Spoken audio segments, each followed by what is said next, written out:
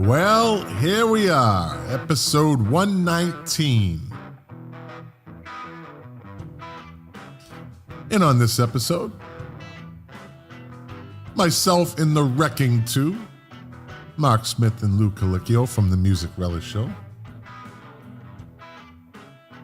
We'll be talking about the year 1994 in music and movies, I think. It's always interesting. So sit back, relax, break out your flannel shirt, your grungy jeans, and enjoy 1994 in music. It was an interesting year, so I think you'll enjoy it. More interesting than what Todd Sockman thinks it is. He thinks it's nothing, so we'll see.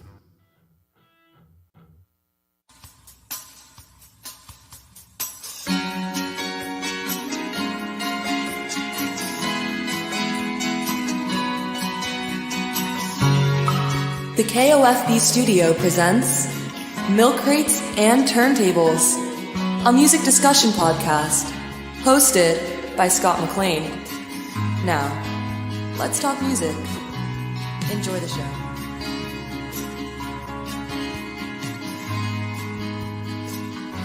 Thank you, Amanda, for that wonderful introduction as usual. Welcome back, my friends, to the show that never ends, and welcome to the podcast. You know the name. I'm not going to say it. We're streaming live right now over Facebook, YouTube, DLive, Twitch, and X, formerly known as Twitter, and I don't know how many other live platforms. Well, it's going to be a good show tonight. It's going to be an interesting show tonight. Yeah, 1994. As I said in the intro, my friend Todd Sockman just absolutely sent me a text destroying the year 1994. Oh, I just looked up 1994. I don't know what you're going to talk about. There's three things, and I don't know how you're going to make a whole show out of it, and good luck with that, because that's how he talks. That's exactly how he talks. I'm just going to do this, and it's not going to be a good blah, blah, blah, blah. That's how he talks. Now, he'll deny that, and you'll never know if that's the way he talks or not. You'll just have to take my word for it. I'm Todd Sockman, and I don't know about 1994. Well, enough about him. He'll probably be piping in pretty soon. But yeah, 1994. It's a good year. It was a good year for Mark Smith from the Music Relish Show and Lou Colicchio for the Music Relish Show. That's for damn sure. It was. What's up, really gentlemen? good year. How you doing? I was just guessing. Figured 94 could... Listen, we were all younger, so it was better. It was a big year. Hey. So I have to stop right here. Dave Phillips, who's been watching the podcast from pretty much day one, Patty Yossi. Hi, Patty. Good evening. I love you. Dave Phillips, for the last couple of weeks, he's piped in like at the end, and he's like, I missed it. Like something's changed. Tiffany Van Hill. That's my buddy. That's my buddy, Tiffany. She's one of the people that teaches me how to work with horses. Oh, yeah. So, and she knows what she's talking about. She's modest, but she's very good at what she does. As are all of my friends and teachers, trainers, mentors from the Herd Foundation in Delray Beach, Florida. It's a nonprofit. If you're in the mood to donate, hey, look them up. Herd Foundation. Hey, give us some money. No, I'm not going like that. No, we do. We help veterans. And so it's a good cause. But back to Tiffany. Yep, it's my buddy. Good evening. The Herd Foundation teaches us so much. That's right. Maybe I'll do a Herd Foundation podcast. you should. Since I'm pretty good at it. You're going to have horses on? What's the horse named after the cookie? Huh? Isn't there a horse named after a cookie? What are some of the horses' names? Oh, Fig Newton. Fig Newton, yeah. Fig Newton, that's my boy. That's Fig my Newton. boy. Good looking horse. Yes, he is. And we have Stitch. Fig Newton is a retired dressage horse, dancing horse, right? Echoes of Echo and the Bunnymen bring on the dancing horses. We have Stitch. He's a retired racehorse. We have Miss America. She's a retired jumper. Then we have two mini horses. We have Cinnamon. She was a cart horse. Pulls the kids around. As would be Sammy. Sammy's the one that looks like Kajagoogoo for you people from the 80s. Looks like Lamal. And it looks like Lamal from Kajagoogoo. Yeah. He's got to do. And he was saved from a kill pen. Yeah. Oh, wow. But he's a mini, but he thinks he's a Clydesdale. What do they do with horses after that? Is that the proverbial glue factory? All right. Lou, you know what, Lou? Right away, penalty box. Oh, What's he? He's raining on my parade. I'm in a good mood now. I'm all bummed out. Thanks, making me Lou. feel sad for the drummer now. This is going to be a horrible show now. Leave it to the drummer, right, Mark? Leave it to the drummer. All right. Let me out. It's always the drummer's fault. That's right. See, Tiffany says that does not exist past our gates, Lou. Because nobody wants to talk. Back to the penalty box. Great start to the show. Lou is just in a mood tonight. I think he's been hitting the What's whiskey. going to happen? You're going to come back. It's going to be an empty chair. He's very ornery tonight. Right away, he's very ornery.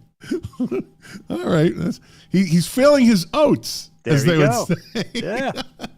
All right, Lou's back. I'm all right. I'm all right. Okay. Enough about horses. Although I could now, at this point, talk about horses for 2 hours. I love it. But instead, gentlemen, first of all, how's things on the Music Relish show? You take it away, Lou. Sure. It's fine. There was such an awful pause there, I thought I said the wrong show for a second there. I'm like, It's been nothing short of amazing. don't jump over each other to answer that question.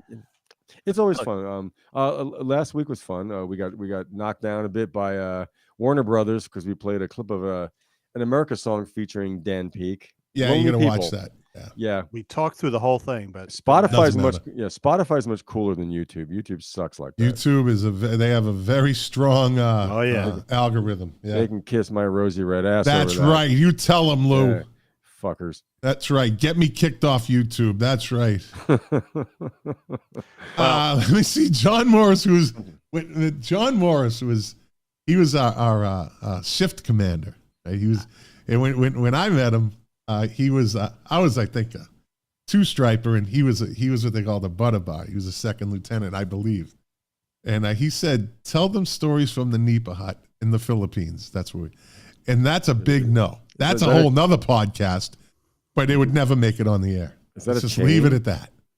Huh? It's like a chain of Nipa huts. No. It was a bar / club called the Nipa Hut, and it was. Tell one story. They had They had a giant spaceship that would come down from the top. It's kind of like George Clinton in Parliament. Like cool. at the end of the show, this big spaceship came down from the top, smoke, like you said, like Parliament Funkadelic. Shit. Like, and then the thing would open, right? And everyone like walk up and get up on stage, all those drunk GIs, and like, yeah, I'm going in the spaceship, and you go down these stairs, and you're in a fucking basement. I don't think it was. It's like something from a fucking horror movie. Like, how do you get out? And then somebody going this way, go. Oh, yeah. That's the best. That's the cleanest story I can tell you. Okay. It's the cleanest story I can tell you. Sounds like fun. It was a lot of fun. It was a lot of fun. I got a story for you off the air one of these days. Yeah. So, okay, Music Relish show's going good. Excellent. Yeah, Excellent. I wanted to say Lou brought up he made the show. His segment on bad love songs that will go down in history as some of the best podcasting ever. We had fun Bad with love that one. songs. And there are really bad love The songs. worst love songs of all time, like in rock. So, It's a deep vein. is that something? Is that like content I could probably like borrow? Would Perry mind? Like, because I'd love to hear that list someday. Well, we voted him off the board. We're no longer a false triumvirate democracy. Wait a minute. We toppled the AI monarchy. there's three of us on this one. And are you two gonna overthrow me too? No, this is good. Are you like rebels? Not of those stories you've told. No. The wrecking two. Instead, I'll start calling you the Sandinistas. The Sandinistas. The hostile takeovers. Yeah, I was like, you go on podcasts just to take them over. Damien's, like Damien took over the White House. Really? Yeah, it's we could do that. I would love to. We only Maybe touched next upon a week we'll piece do of it. it. Okay. Yeah. Maybe next week we'll take a break from the years and we'll do like a kind of a jambalaya. Okay. Of stuff. Like we'll throw some music news in there. We'll do some trivia. Maybe I'll come up with some questions for you guys. You could give us that deep vein of worst love songs ever. And it's funny, we noticed that several of them made everyone's list of worst love songs. So it's got to be universally bad. Okay. If everyone said that fucking song. Then there were a couple where I said I liked the song, but Lou and Perry were like, "What?" I'm always, in the one side. Yeah. You're the one. When it falls into like the kind of metal category, you have a soft spot for hair metal. Oh yeah, metal ballads. Jesus, metal ballads. Oh my God. That's how I grew up. Yeah. But as young as you are, Mark, you didn't have to deal with those 70s ones. Yeah, that's true. I did. Oh, here we go. Sisters. This fucking guy. Right. He's back. Blah. See what I mean? He's setting the bar high. He sent me the text, and remember, this is how he talks. I don't think there's anything good about 1994. Blah. So he talks like Arnold Schwarzenegger too. An American Arnold Schwarzenegger. He talks like Arnold Schwarzenegger without the accent. Okay. See if you can. We're gonna pass the bar on this one. I am here. Let me see if you can entertain me. 1994, blah. All right, so let's actually get right into 1994. Yeah. So we'll start on January 19th, 1994. Bryan Adams becomes the first major Western music star to perform in Vietnam since the end of the Vietnam War. No shit. Yeah. Bryan Adams. Yeah. Wow. On January 21st to February, as it's spelled, the Big Day Out Festival takes place, again, expanding from those previous years. Blah, blah, blah. Auckland, New Zealand. Festival's headlined by Soundgarden, Ramones, and Bjork. Nice. That's good an lineup. Interesting. Good lineup. I probably each night there was they were headlines, but I would love to see Bjork. Yeah. Me too. I would never want to see the Ramones. Not that they'll never get back together again. Well, unless they perform in the Pet Cemetery. Yeah. That's right. Hey, Lou, can you put him in the green room? I like that one. I like that. That's a good one. That was a good one, man. Come on, there's a little crossover. The theme song, the movie. You started. Put him in the green room. Yeah. Okay. Yeah. This is. It's going to be a long show. Yeah. It's going to be a long one tonight. I feel better about myself now. Got a little redemption. Yeah. The redemption song. Yes. Yeah. Is there any? I got a Buffett story for you. Oh yeah. His one song was "The Pirate Looks at 40." He would segue into Bob Marley's redemption song. Oh, jeez. And it didn't quite. Really, it didn't make it. Wait a minute. Mark just came back with that fucking guitar, buddy. That is the quickest way to get to the penalty box. I'm not playing it though. I know you're not, but you're poking the rhino right now. I'm a guitarist. You're poking the rhino right now. You're not a rhino. You're a nice guy. Come on, we went through that last week. And then, and so as I've been saying each week, I'm just going to say it right now. Where's Jack? Okay, and we'll move on from that. Okay. Hey Jack. Please come back. He never listened before, so I don't think he's listening now. So, let's see. January 25th, Alice in Chains released their Jar of Flies album. Which makes its U.S. chart debut at #1 on the Billboard 200, becoming the first ever EP to do that. Right? But they still are always talked about as like number 3 or number 4 out of the big 4. Yeah. Big 4 being Nirvana, Pearl Jam, Soundgarden, and Alice in Chains. Alice in Chains is never getting that kind of it's that whereas that first album, they were the record company made them sound like another band. Yeah. And that's not their fault. They were produced that way. Dirt was a great album. Yes. And Lane Staley was one of the greatest frontmen ever. Just as cool as the other side of the pillow, as they say. Yeah. Very unique voice, also haunting. My son said today we were talking about what we're going to talk about on the show, and he goes, when I saw videos, he goes, I didn't match his face with the way he looked. Right? He said he was expecting like a grungy, more. No, he was slick. Hippie. Yeah. He was slick. In the Man in the Box video, he's got the kind of long, but then he changed it up. He slicked the hair back. He wore the shades. Just turned into a Suzanne McPhail, another one of my horse people. She's the one that introduced me to that whole thing, and she said, "Who's Jack?" That's right, I guess. At this point. On January 29th, the Supremes' Mary Wilson is injured when her Jeep hits a freeway median and flips over just outside of L.A. Wilson's 14-year-old son is killed in the accident. Not a good day. Yeah. This fucking... I saw this and I was like... Dead horses was a bummer. Yeah, I know. I saw this and I'm like, I can't... There's no way around this. There's no way around it. February 1st, Green Day releases their breakthrough album, Dookie, ushering in the mid-1990s punk revival. Dookie eventually achieves diamond certification. Now, I did like them back then. Mm-hmm. I actually did. Yeah. I was stationed in Southern California in Riverside, and I decided to get like a side job. I was in the Air Force, but I was like, I want to make a little more money. I want to do something, and so I got a job at a record store. Cool. Was it Spencer's or something? Forget the name of it. Oh, Spencer's. They sold all the trinkets too. No, it wasn't Spencer's then. No, it was something like that. It was a chain. Yeah. But Hot Topic. they sold like DVDs too. They had a whole thing. FYE. No, wasn't that. I'll remember it. But I was working there when Dookie came out, and fucking whole wall was covered with like Dookie CDs, and they were flying off the off the shelves. It had a pretty fresh sound, It was fresh then. And coming off the 80s were kind of slick in a lot of ways, except for some of the real like heavy alternative. Yeah. But to hear a song like that on the radio, that was like hearing Smells Like Teen Spirit on mainstream rock radio. You're like, yeah, oh, shit. Yep. Good drummer too. Yeah. Even as a band, whether you like him or not, the guy, I think he's really good. Billy Joe Armstrong. Trey Cool. The drummer. Yeah. Trey Cool, yeah.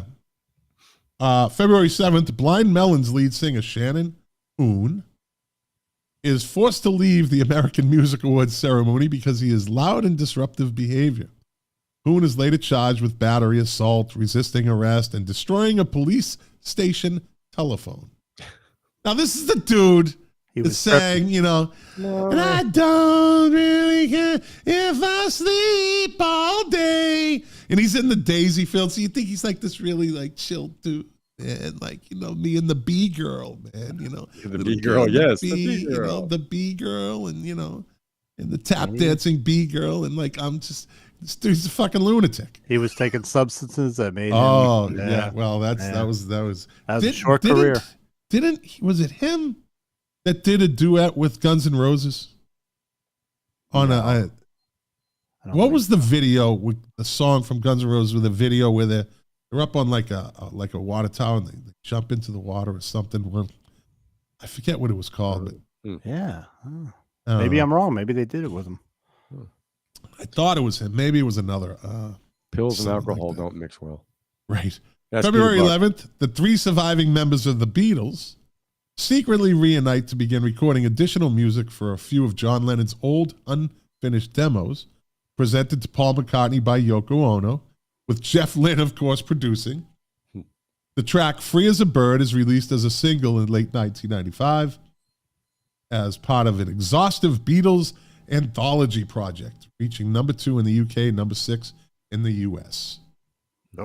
That was a good thing. Good anthology was great. Yeah. Yep. Yes, it was. Yep. So many cool takes of stuff. Let's see. Best version of Obladi Oblada, I think. Yeah. I think that should have been on the album, the White Album, instead of the one they did. I'm starting to get the meat sweats, gentlemen.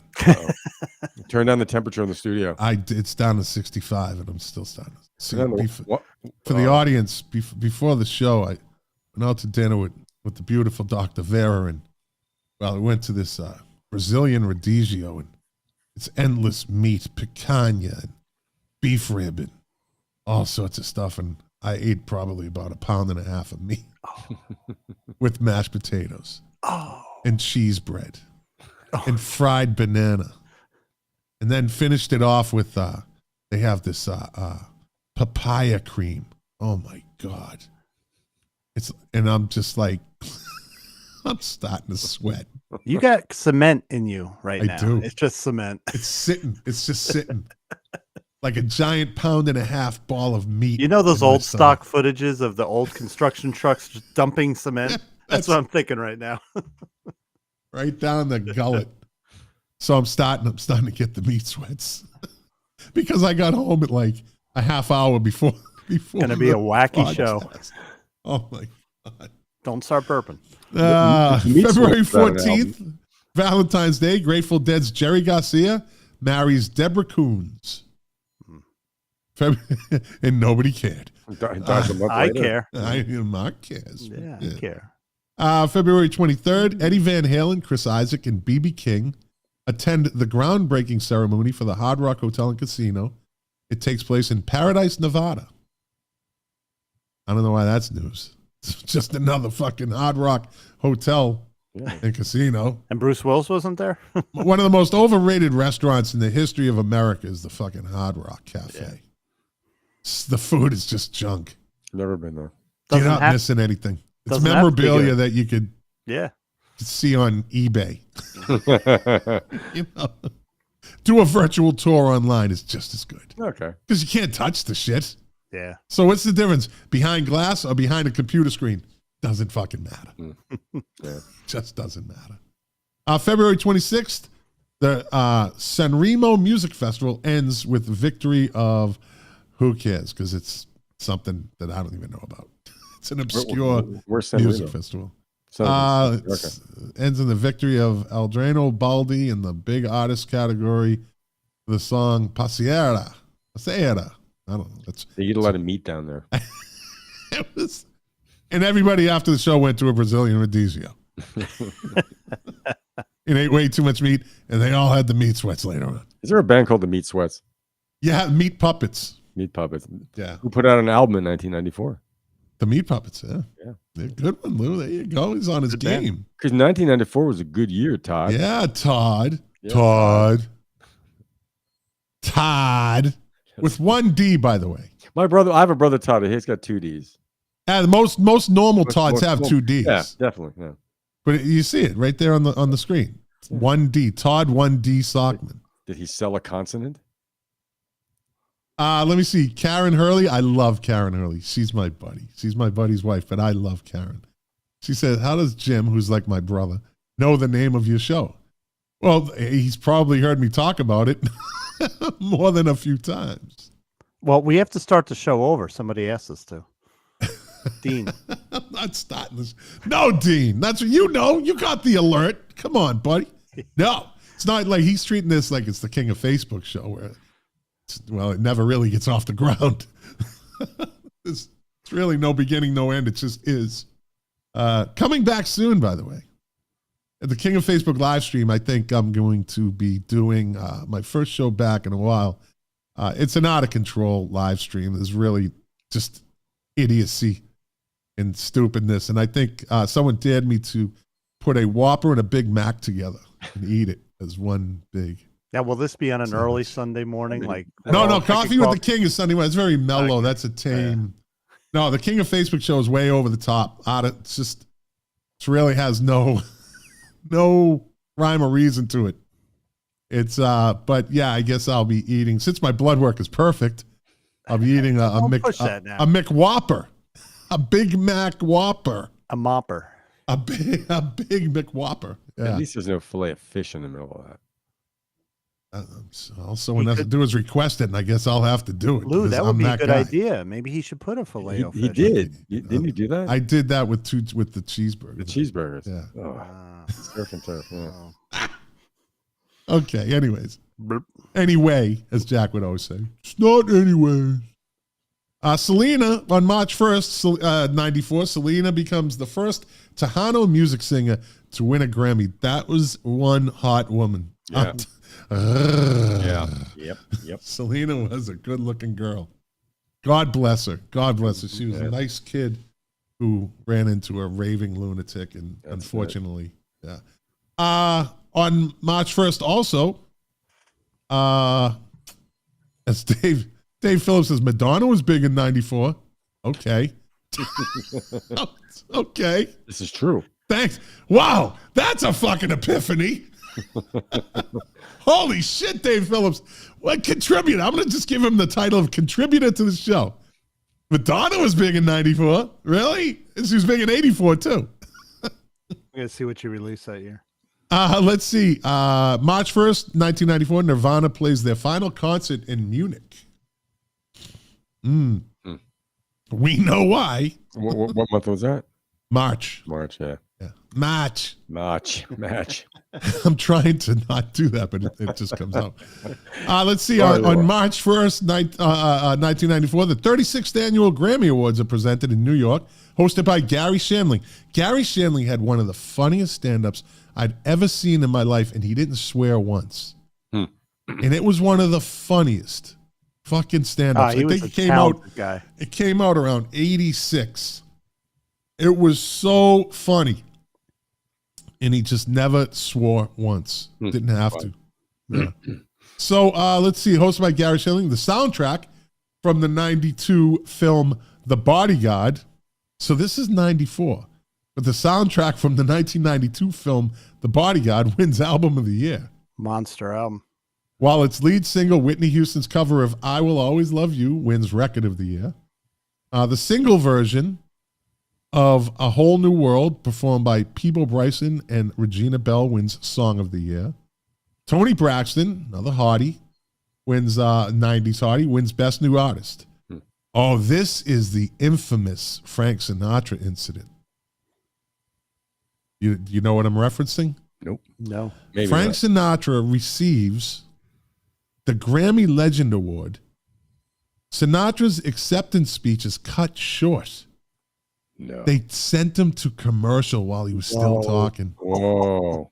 Other artists criticized the producer's decision during the show, and Billy Joel takes extra time to perform his song, The River of Dreams, noting that he is wasting valuable airtime. Wow. They disrespected Sinatra Frank had Sinatra. He had somebody killed over that. Someone died over that. The fucking, it's always the young generations like, No respect. cut him. Yeah. No respect. Huge mistake on their part. Because there was huge blowback. If there was social media back then, that show really would have got destroyed. It would have been. And he only died a couple years after that. Yeah. You Yeah. know? But Billy Joel, good for him. Yeah. He's like, he knows they're not going to cut him off, right? Because he's big, right? Yeah. Frank was over the hill. He'd done his time.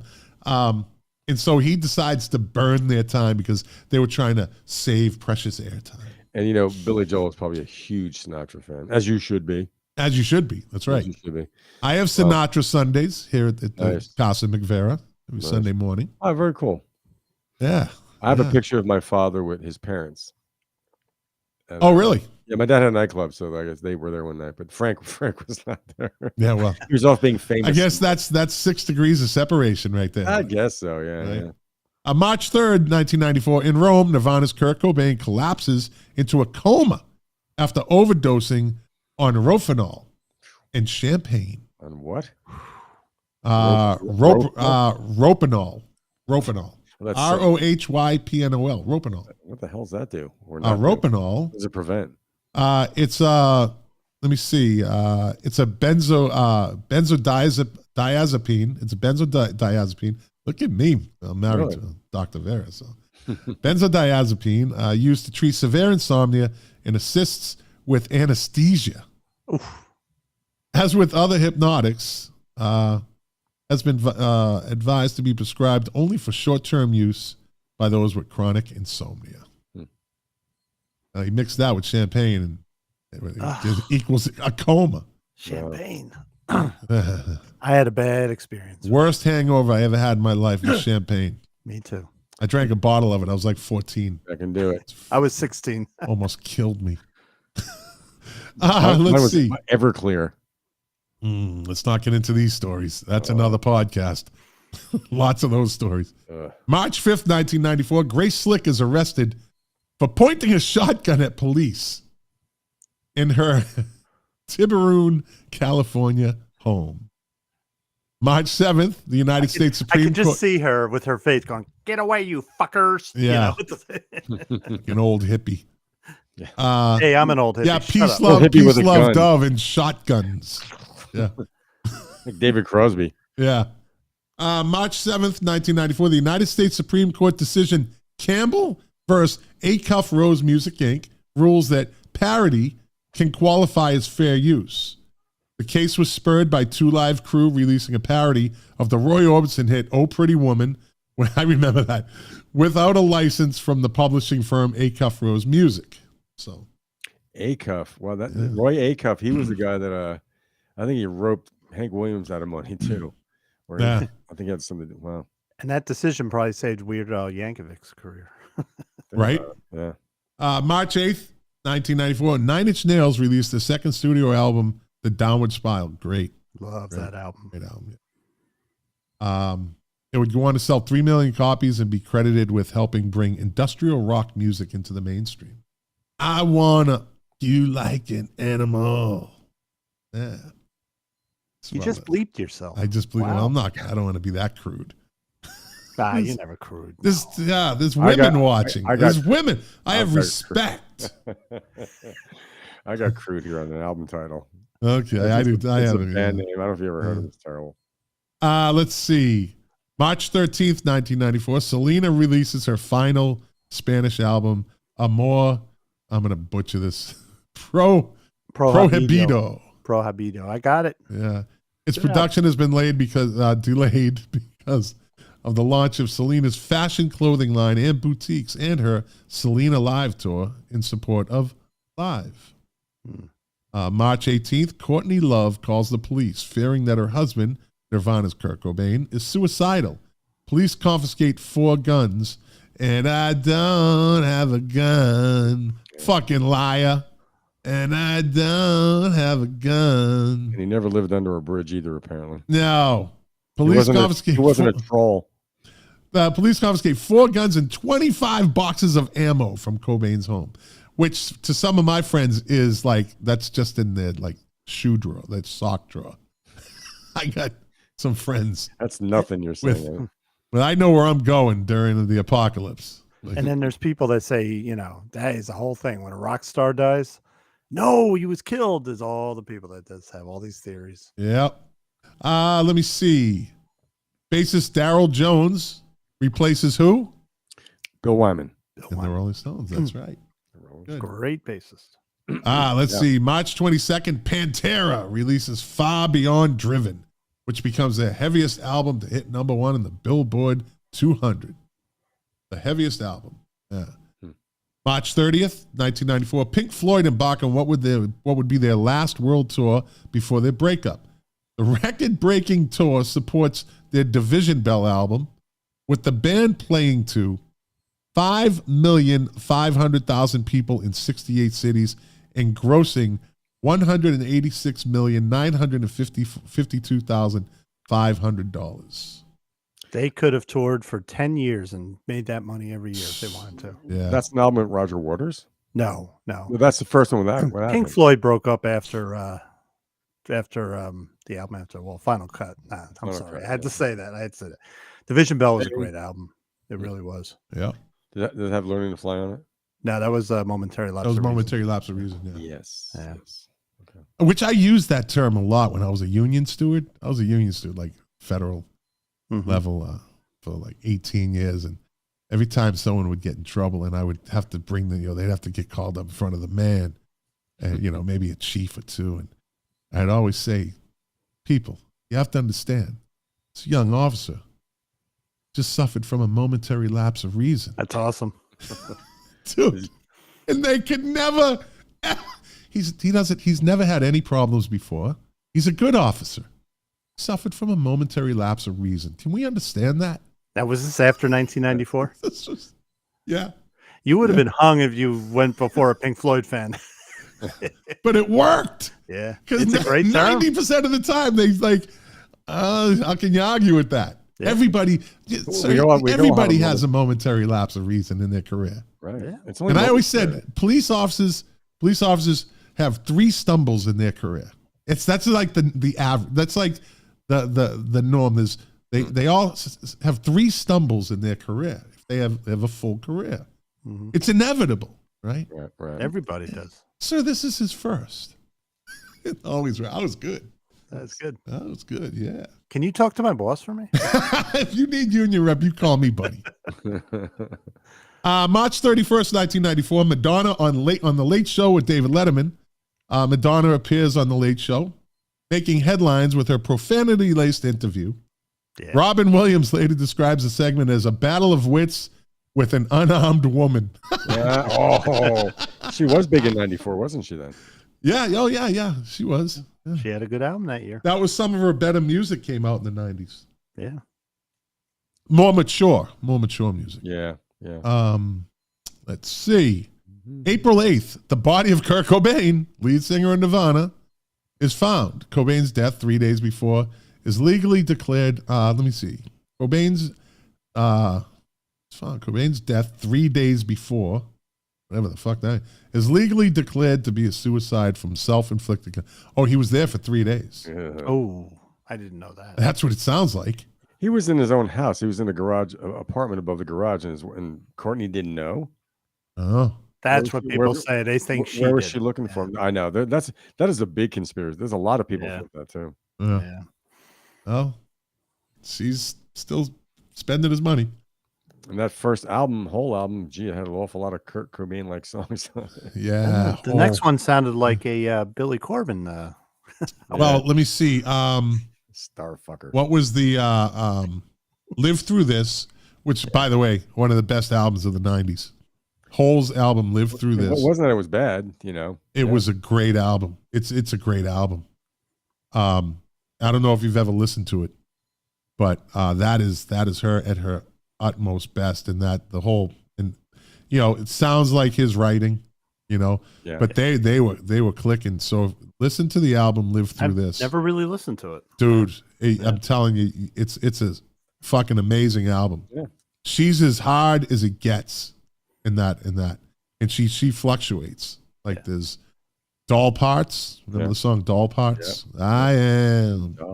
See, Doll my problem is in the Parts. 90s, I didn't buy albums. I stopped buying albums. I was in the industry and I just got sick of it. So I missed a lot of good music. I only heard what was on the radio, basically. I was mastering, I was audio mastering, but I wasn't going to this record store and buying albums like I before, Yeah. So I'll give it a listen. So Suzanne's she's on here ranting crazy shit. Top female artist 94, Janet Jackson.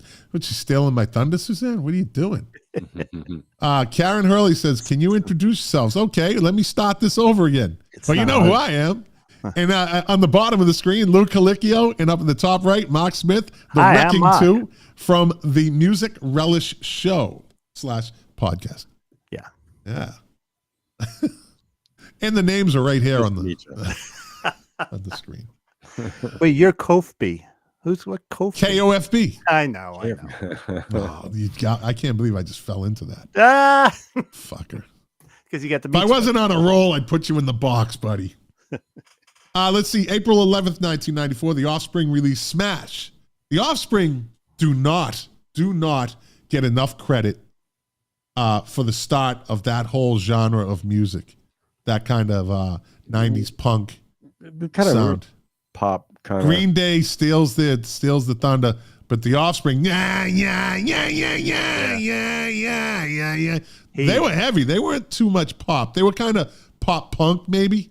And You he know? always sang at that high pitch. He lost his voice. He totally blew it out. Did he? Yeah, but he They, listen to they the were song. definitely more humorous for sure.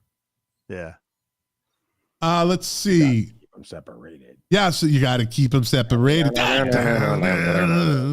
So they don't ever get enough respect. But I read a whole article on them, and it's amazing like what they popped off with and how everyone just jumped on it. It was so original. They originally they broke when I was in Southern California, and they were all over K-Rock. Like K-Rock is the one that broke them. Yeah. We had a K-Rock in New York. Yes, They we were did. playing that's K-Rock from LA, right? No, ours was New York based, but there was a K-Rock here. There was a K-Rock, yeah, because I believe that's the one in LA too, the K-Rock. Yeah, I think there was one, yeah. And it was just, I mean, it was all over the radio. They blew it up.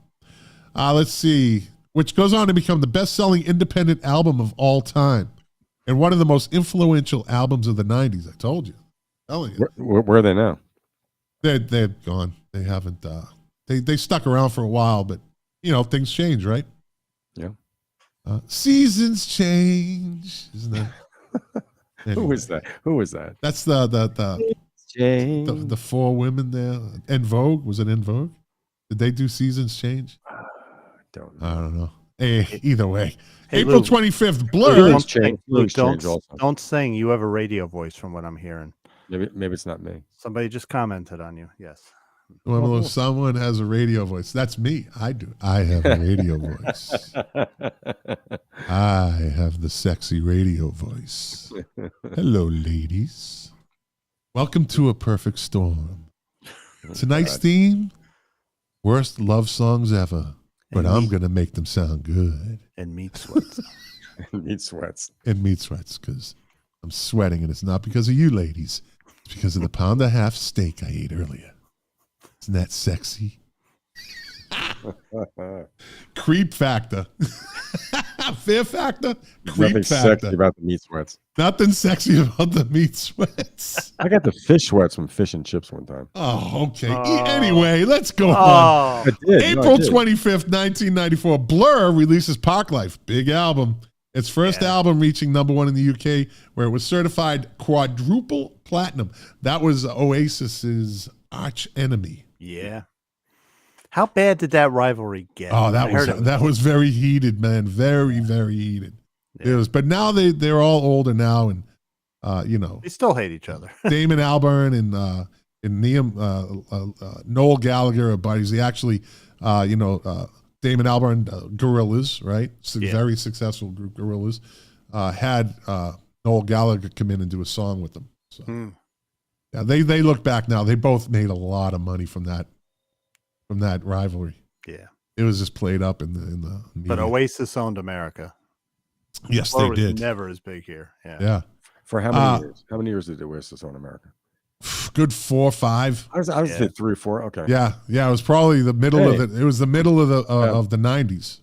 Yeah. To the end. Let's see. April 25th. Adam Horovitz of the Beastie Boys is sentenced to 200 hours of community service for attacking a television cameraman during funeral services for actor River Phoenix.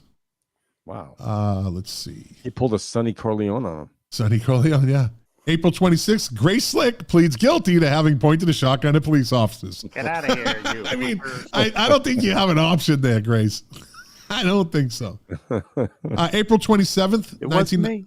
1994, the legendary Fillmore Club reopens in San Francisco with a concert headlined by the Smashing Pumpkins. April 30th, 1994, the 39th Eurovision Song Contest, Nobody Cares. May 2nd, 1994, a Los Angeles jury finds Michael Bolton, along with co-writer Andy Goldmark and Sony Music Entertainment, guilty of copyright infringement over the song Love is a Wonderful Thing. The song is ruled to be too similar to the same song with the same name by the Isley Brothers. It's the same name. Gee. Oops. Oh Yeah. my! If you're gonna plagiarize, don't use the same friggin' title. Yeah. Jeez. Yeah, exactly. Wow. Hey, guys, I'm going to give you the show for 10 seconds. Okay. Mark, have you ever seen Michael Bolton's rock video before he became Yeah. Soul Man? I have that on cassette. I Do got you- a promo copy. Is it Fool's Game? I think that was the name of it. He had a black leather jacket. He looked like a David Coverdale type. Yes, he did. Yes, it Yeah, was like his like rock. He was in a rock phase. Yeah. And I'm back. And Scott's Hey. a really nice guy. He really is. I think in a Meat Sweats episode. Oh, I'm sweating. sweating getting like an bad. illegal We better crossing hurry the up border. here. We better hurry up here. You're gonna like He just starts mopping his brow. I'm gonna now. freaking lose 1.5 pounds just doing the show. Let me see. May 3rd, 1994, the Rolling Stones arrived by yacht to a press conference in New York City to announce the Voodoo Lounge Tour kicking off in the summer. I saw them that summer at the Rose Bowl in Pasadena, California. And we had tickets way up in the back, right? And we were like, as usual, I never settle for that. Yeah. By the time me and my two buddies, by the time I was stationed at Southern California at the time, by the time I was done, we were like 30th row on the floor. The Rose Bowl. You are good. From the top. Working your way down. To the floor. Got to see them perform Sympathy for the Devil. Let me see what other they. I mean, it was just a fantastic. Start concert. me up at 4 times the speed. And you know who backed them up is the Red Hot Chili Peppers. And as the story goes, we stayed in the parking lot tailgating. Had no desire to see them. And they showed up in a yacht. To the press conference, Yacht not in Pasadena. Jesus, know your geography, Lou. Well, they would have a yacht with in it. response to your the initial launching of them. I remember this one. Pearl Jam on May 6th, 1994. Pearl Jam files a complaint against Ticketmaster. Yeah. With the U.S. Justice Department charging that the company has a monopoly on the concert ticket business, and they did. They still do. They got screwed, and look at now. Look what's going on. Yeah. To promote, and also in the same day, to help promote his new album, Alice Cooper releases a 3-part comic book that followed the album The Last Temptations, and nobody bought it. The Alice just never really made it out of the 70s. No. He tried. He hung on for a while. Now he's with the Hollywood Vampires, Johnny Depp and Joe Perry from Aerosmith, and who else? It wasn't what's his name with them? One that just died, Jeff Beck, wasn't he with the Hollywood Vampires? He would have looked the part, but he wasn't. Yeah. Johnny Depp played with him, right? Yeah, he did. They did an album where it went to #1 too. Let me see. May 10th, Tupac Shakur begins serving a 15-day sentence in county jail for attacking director Alan Hughes on the set of a video shoot. So I heard an interview with the director that did Poetic Justice, right? And that was with Tupac Shakur and Janet Jackson. And he said Tupac was one of the most naturally gifted actors he'd ever directed. He said he was a natural actor. Interesting. Yeah. You know what? But a lot of these rappers are like that. Like Ice Cube, just natural. Eminem didn't do a bad job. No, he did a good No, job. it's they just have that confidence, right? And they're storytellers. And if you're playing yourself, kind of too. I mean, I guess, but that's not easy to do anyway. I think Tupac was great in Nothing But Trouble. What was the movie he was in with Tim Roth? Tim Roth. I forget what it was. It was like one of those a night in the life of things. And he tells Tim Roth, he goes, "Stab me. Like, you have to look like you stabbed. I have to look like you got stabbed. So just kind of jab me." And Tim Roth, Tim Roth, right? Yeah. And he's like, "I don't know like what you want." He goes, just stab me right here. Just and they're like in an alley in LA and they're trying to create this thing. And Tim Roth just goes, "Yeah." He goes, "Oh, you fucking really stabbed me." It was a great scene. And he's like, "Oh, you fucking stabbed." And it was like, it flipped. The whole thing just flipped right there. It went from funny to like, oh shit. I forget the name of the movie. I'll look it up. It was a good movie. Let's see. Okay. Weezer are introduced to the world with their self-titled very, very underrated band. Yeah. Another one.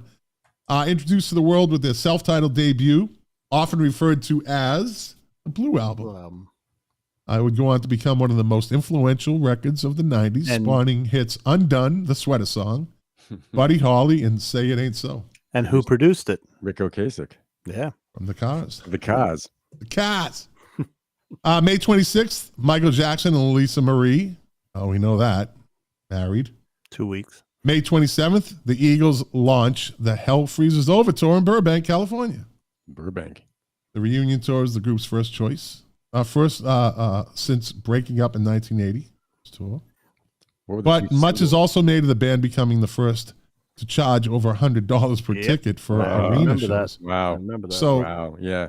I worked concert security for that in at the Blockbuster Pavilion in Southern California. Right. So I got when I worked concert security, I did it in Albuquerque too. I was literally like, if you're looking at the stage, I was up the right-hand side, probably 30 rows, 40 rows back. Great fucking seats, right? And I'm getting paid to do this. So during the show, this dude, and I'm in the aisle kind of, and there's like the wall, so it's the far aisle. It's not like you got people on both sides. Yeah. So this dude, and he's with these two girls, and he's a little rambunctious, and people are getting a little irritated because they paid over $100 for the tickets. And but they're like hanging. I was like, yo, dude, it's got to kind of calm down, all right? Just be cool. He's like, all right, man. And now you can tell he's trashed. And he says, hey, I'll give you and he pulls out like $80. I'll give you $80 if I could smoke this joint, this. And I was like, yeah, go ahead, sure, I don't care. And I put the money in my pocket, right? The dude sparks up and he just started blazing, him and the girls, and people around him start losing it, right? And they're getting all upset. And they're like, concert, man. He's smoking, but they didn't. This was a whole different type of concert, right? So these people paid, they want to see a show. And he's like blazing, he's getting, and it's smoke. And they're like, hey, you're going to do something about this? Well, the dude just paid me $80. I'm thinking, I can't be that guy. Like, I don't want to be that guy. So there was another security guard a little further down. I was like, yo, you want to help me with this guy? He's a little out of hand. Can you take care of this? I put the other security guard on. Pass the buck. And they kicked him out.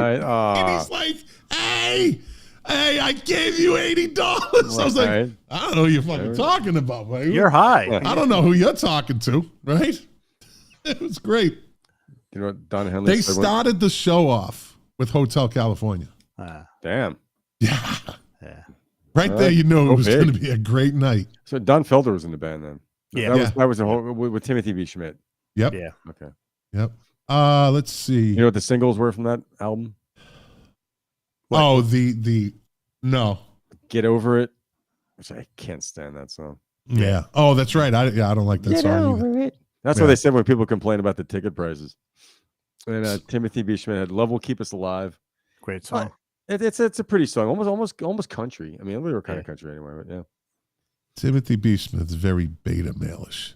Yeah, he kind of very beta male-ish. There's very nothing wrong soft. with beta male. He's very Scott. soft. I like Timothy B. Schmidt. I'm not dumb. Just saying. Don't pick on beta male. So was Randy Meisner. Randy Meisner was Mark. soft. I don't think you're a beta male. I think you have a side to you that is not too beta male-ish. If you really need it, you're not a small guy. You got to push him enough. You got to push him. He's one of those dudes. Yeah. You should have known me when I was in music. Yeah. There you go. All right. See, I knew it. I knew it. I just cracked. I can read people. And Lou's one of those dudes that picks shit up. Like, he's going to fucking hit you with something. Like, I don't think Lou was that guy. Like, oh, he'll square up, but he's picking something up.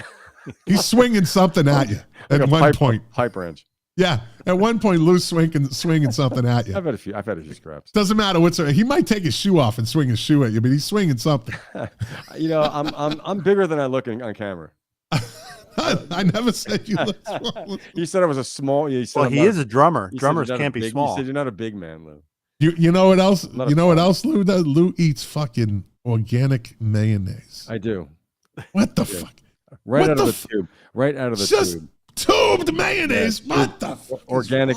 I like veganese too. I'm a big veganese. Worst food product ever created is fucking fat-free mayonnaise. The worst food product ever. Why even use it? Yeah. Fat-free is like sugar-free. It's not good for you. Yeah. But fat-free mayonnaise, just eat mayonnaise. It's supposed not to be fat. It's like you're not getting it. If you're normal, not like me, you just spread it. Like, I got I need extra mayo on everything. Yeah. Right? But people you just spread it. Put real fucking mayonnaise, people. When I dip my French fries into my mayonnaise, I do too. Yeah. French fries and tartar sauce is the best, though. Yeah, it's good. I'll try that. I'll try that. French fries and tartar sauce is good. I thought French fries and mayo was disgusting until I did it. Oh, it's Oh, it's good. great. That's Oh, fucking That's good. Yeah. Yeah.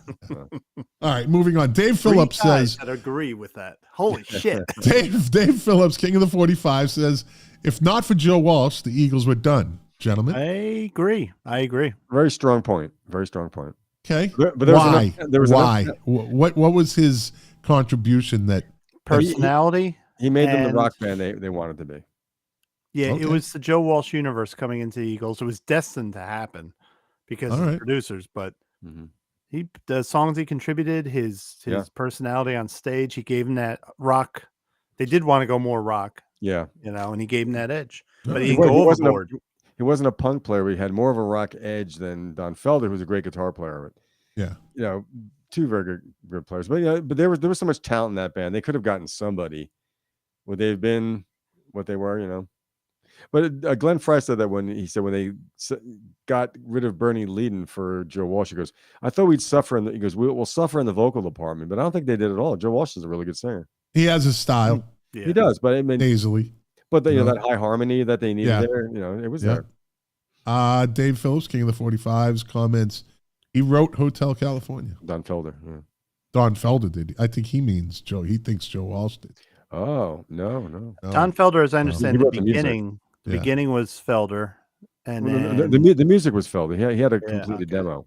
yeah, Yeah. it's like a Mexican style thing on Reggae. guitar. Yeah, June 7th, 1994, Grace Slick is sentenced to, what is it with them hey, giving are out you 200 repeating hours? yourself?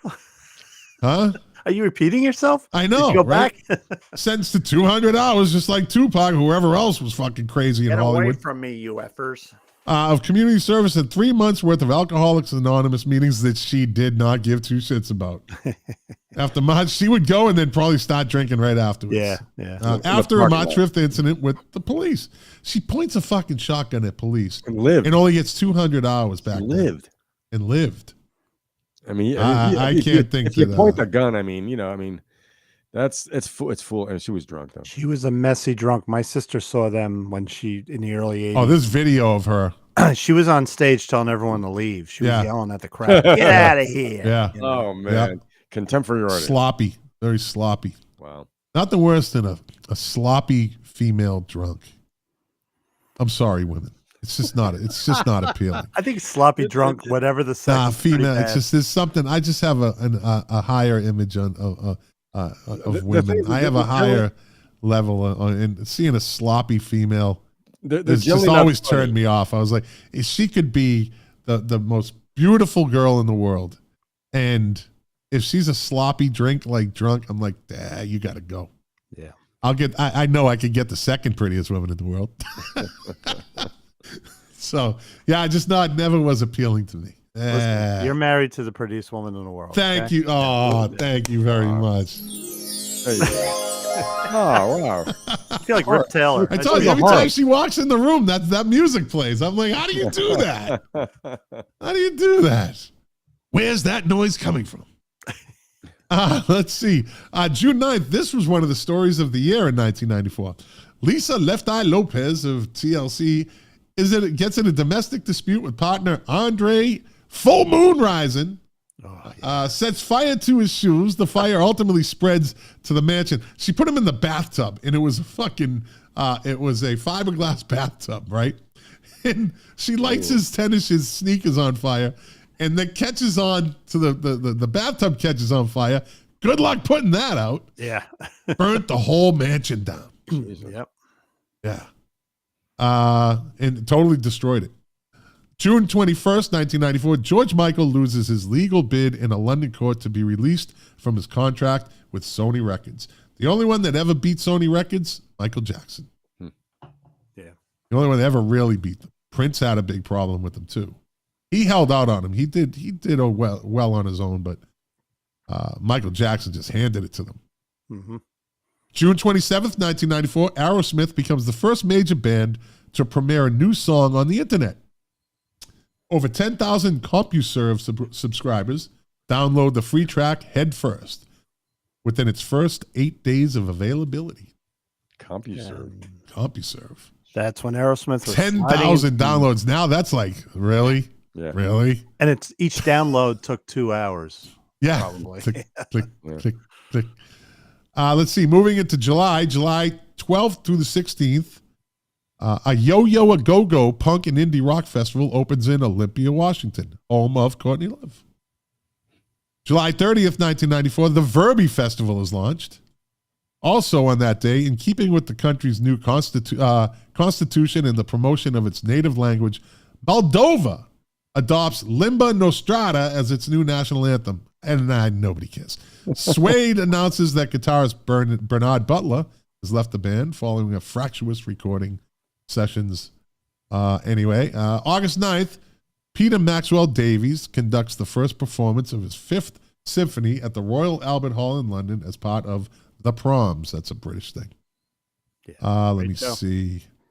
Decca releases a recording of a 1949 premiere of Benjamin Britten's Spring Symphony for the first time. Now that I'm interested in. Machine Head released their first album, Burn My Eyes, which was a big success and becomes Roadrunner Records' best-selling debut album. August 11th, a compact disc company, a compact disc copy of Sting's album 10 Sumner's Tales, released the previous year, becomes the first item securely purchased over the internet. The CD is sold for $12.48 plus shipping and handling fees. Wow. August 12th through the 14th, Woodstock 94 is held in I was Sugar there. Tees, New York. You were. Oh yeah. As with Loved the it. original Your parents let 1969. you go to that, Mark? My father was able to get the tickets for me because he worked in Woodstock, Ah, and he got me the Primo parking Wow. parking lot, which was only a mile from the field, so we could walk back and forth because the buses stopped pretty quick. yeah. As with the original 69 festival, attendance is swelled by a high number of gate crashes, while heavy rains turn the festival grounds into a sea of mud. And Nine Inch Nails, Metallica, Aerosmith, Bob Dylan, Crosby, Stills, Nash, Red Hot Chili Peppers, Peter Gabriel, and Green Day are among the many performers. That was the mud fight with Yeah, Green Day, right? Yeah. They were throwing Yeah. chunks of sod at them. That's Now, right. I wasn't at that. I was at the South Stage, and I think my highlight was Neville Brothers. What a show! Wow. Okay, I probably would have rather have seen the Neville Brothers than Green Day, Me but too. but looking at the Green Day shows, it looked like it was fun though. It looked like it was a lot of fun. It did. August 23rd, 1994, Jeff Buckley releases his single, critically acclaimed full-length studio album, Grace. Yep. There's my regret of the 90s. I didn't not listen having to heard him that. when it came out, and now I'm listening. I'm like, I would have been the biggest fan if I had listened to it then. August 30th, what's that? I don't know. Was that well received when it came out? I was critically acclaimed. Critical. Okay. A lot of it, people it was Elliott Smith. His record that came out that year was not at the time was like there's no big buzz about it. It was only after he died. Right. August 30th, 1994, Oasis releases their debut album, Definitely Maybe. It becomes the fastest selling debut album in the United Kingdom until 2006, when it was beaten by the Arctic Monkeys debut album, Whatever People Say I Am, That's What I'm Not. Yeah, Definitely Maybe. Great album. Great album. Let's see. That's some Latin stuff. That's my favorite Oasis album, by the way. Definitely Maybe. Yeah. Yeah. Because I bought it on import, reading in a British magazine. Everyone liked. I didn't hear of them, and so I went and I got it, and I'm like, holy shit! Yeah. Great. Yeah, it was so different. Yeah. Yep. September 6th, 1994, Bad Religion released their 8th studio album and proper major label debut, Stranger Than Fiction. This proved to be the last founding guitarist, songwriter Brett Gurewitz for 7 years until his return. Gurewitz would be replaced by former Minor Threat, Dag Nasty Junkyard guitarist Brian Baker, who turned down the touring job with REM at this time, and eventually becomes a permanent member of Bad Religion. Let's see. September 15th, 1994. A 1957 audio tape of John Lennon performing with the Quarrymen on the same night he met Paul McCartney fetches about $80,000 at Sotheby's in London. Should be worth more than that. Yeah. October 11th, 1994. Korn, a new metal band from one of my favorite bands, Seen them 6 times, 7 times. Remember the first time I heard him? Wow. New Metal Bakerfield County launches its self-titled debut album. That is a fucking album, man. Oh yeah. That you want driving music? Like that whole album is driving music. Yeah. Yeah. I saw them do the 25th anniversary of that album at the Jackie Gleason Theater in Miami. And I they had played, tickets. they played that song that Jonathan didn't want to ever sing again. He cried when he sang it. I can't remember the name of the song. Faggot. No. Talked about abuse, but it was a lot of his lyrics are about that. Yeah, and there's one where he actually cried on the recording. Yeah. And they didn't play, so he was able to channel it, Good. Yeah. Good, man. Yep. You know what? Let me see something. Oh, October 25th, Madonna released Bedtime Stories. That's for Dave. Yeah. Let's see. Let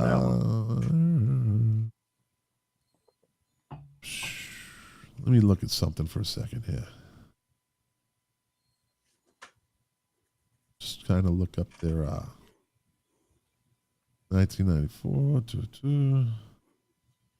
I'm trying to look at I can't find it. Let's go back. That laptop's working real good, huh? Nah, I was trying to find the. I went to their wiki page to see the record. Yeah, the songs on the record. Anyway, let's see. October 12th, Jimmy Page and Robert Plant, No Quarter, Unleaded, premieres on MTV. The Unplugged concert special, featuring the 2 former Led Zeppelin bandmates, was filmed to accompany the release of the album of the same name. Then they went on a big tour, didn't they? Yeah. Page didn't get to see it. I didn't either. Yeah. They didn't invite the other guys. And didn't invite the other guy. The other guy. Yeah. The drummer wasn't there, Lou. November was he 20th. Doing something else? Was he in another band at that point? He's in the Grateful Dead. Yeah. He was a Deadhead. He was the 3rd drummer in the Dead. Yeah. No, I thought he was in the other band, Suicidal Tendencies. What? I don't know. For the Stiffs. I'm just saying. Let's see if I can put him in the green room. I can't. I'm clicking. November 20th, 1994, David Crosby undergoes a 7-hour liver transplant operation in Los Angeles. Yeah. I don't like hearing that.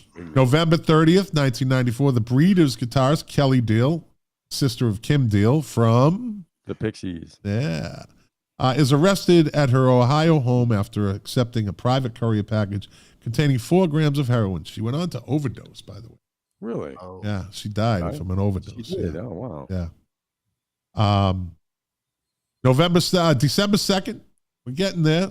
December 2nd, Warner Music Group acquires a 49% share of Seattle record label Sub Pop. Wasn't that the Nirvana? Yeah, a lot of stuff. Mother Love Bone? Wasn't Mother Love? No, they weren't. Mother Love Bone? Sub Pop Interscope or something, was it? And a deal believed to be worth over $30 million. December 18th, my birthday, 1994, Paul Oakenfold's great DJ, one of the original, star DJ, stars.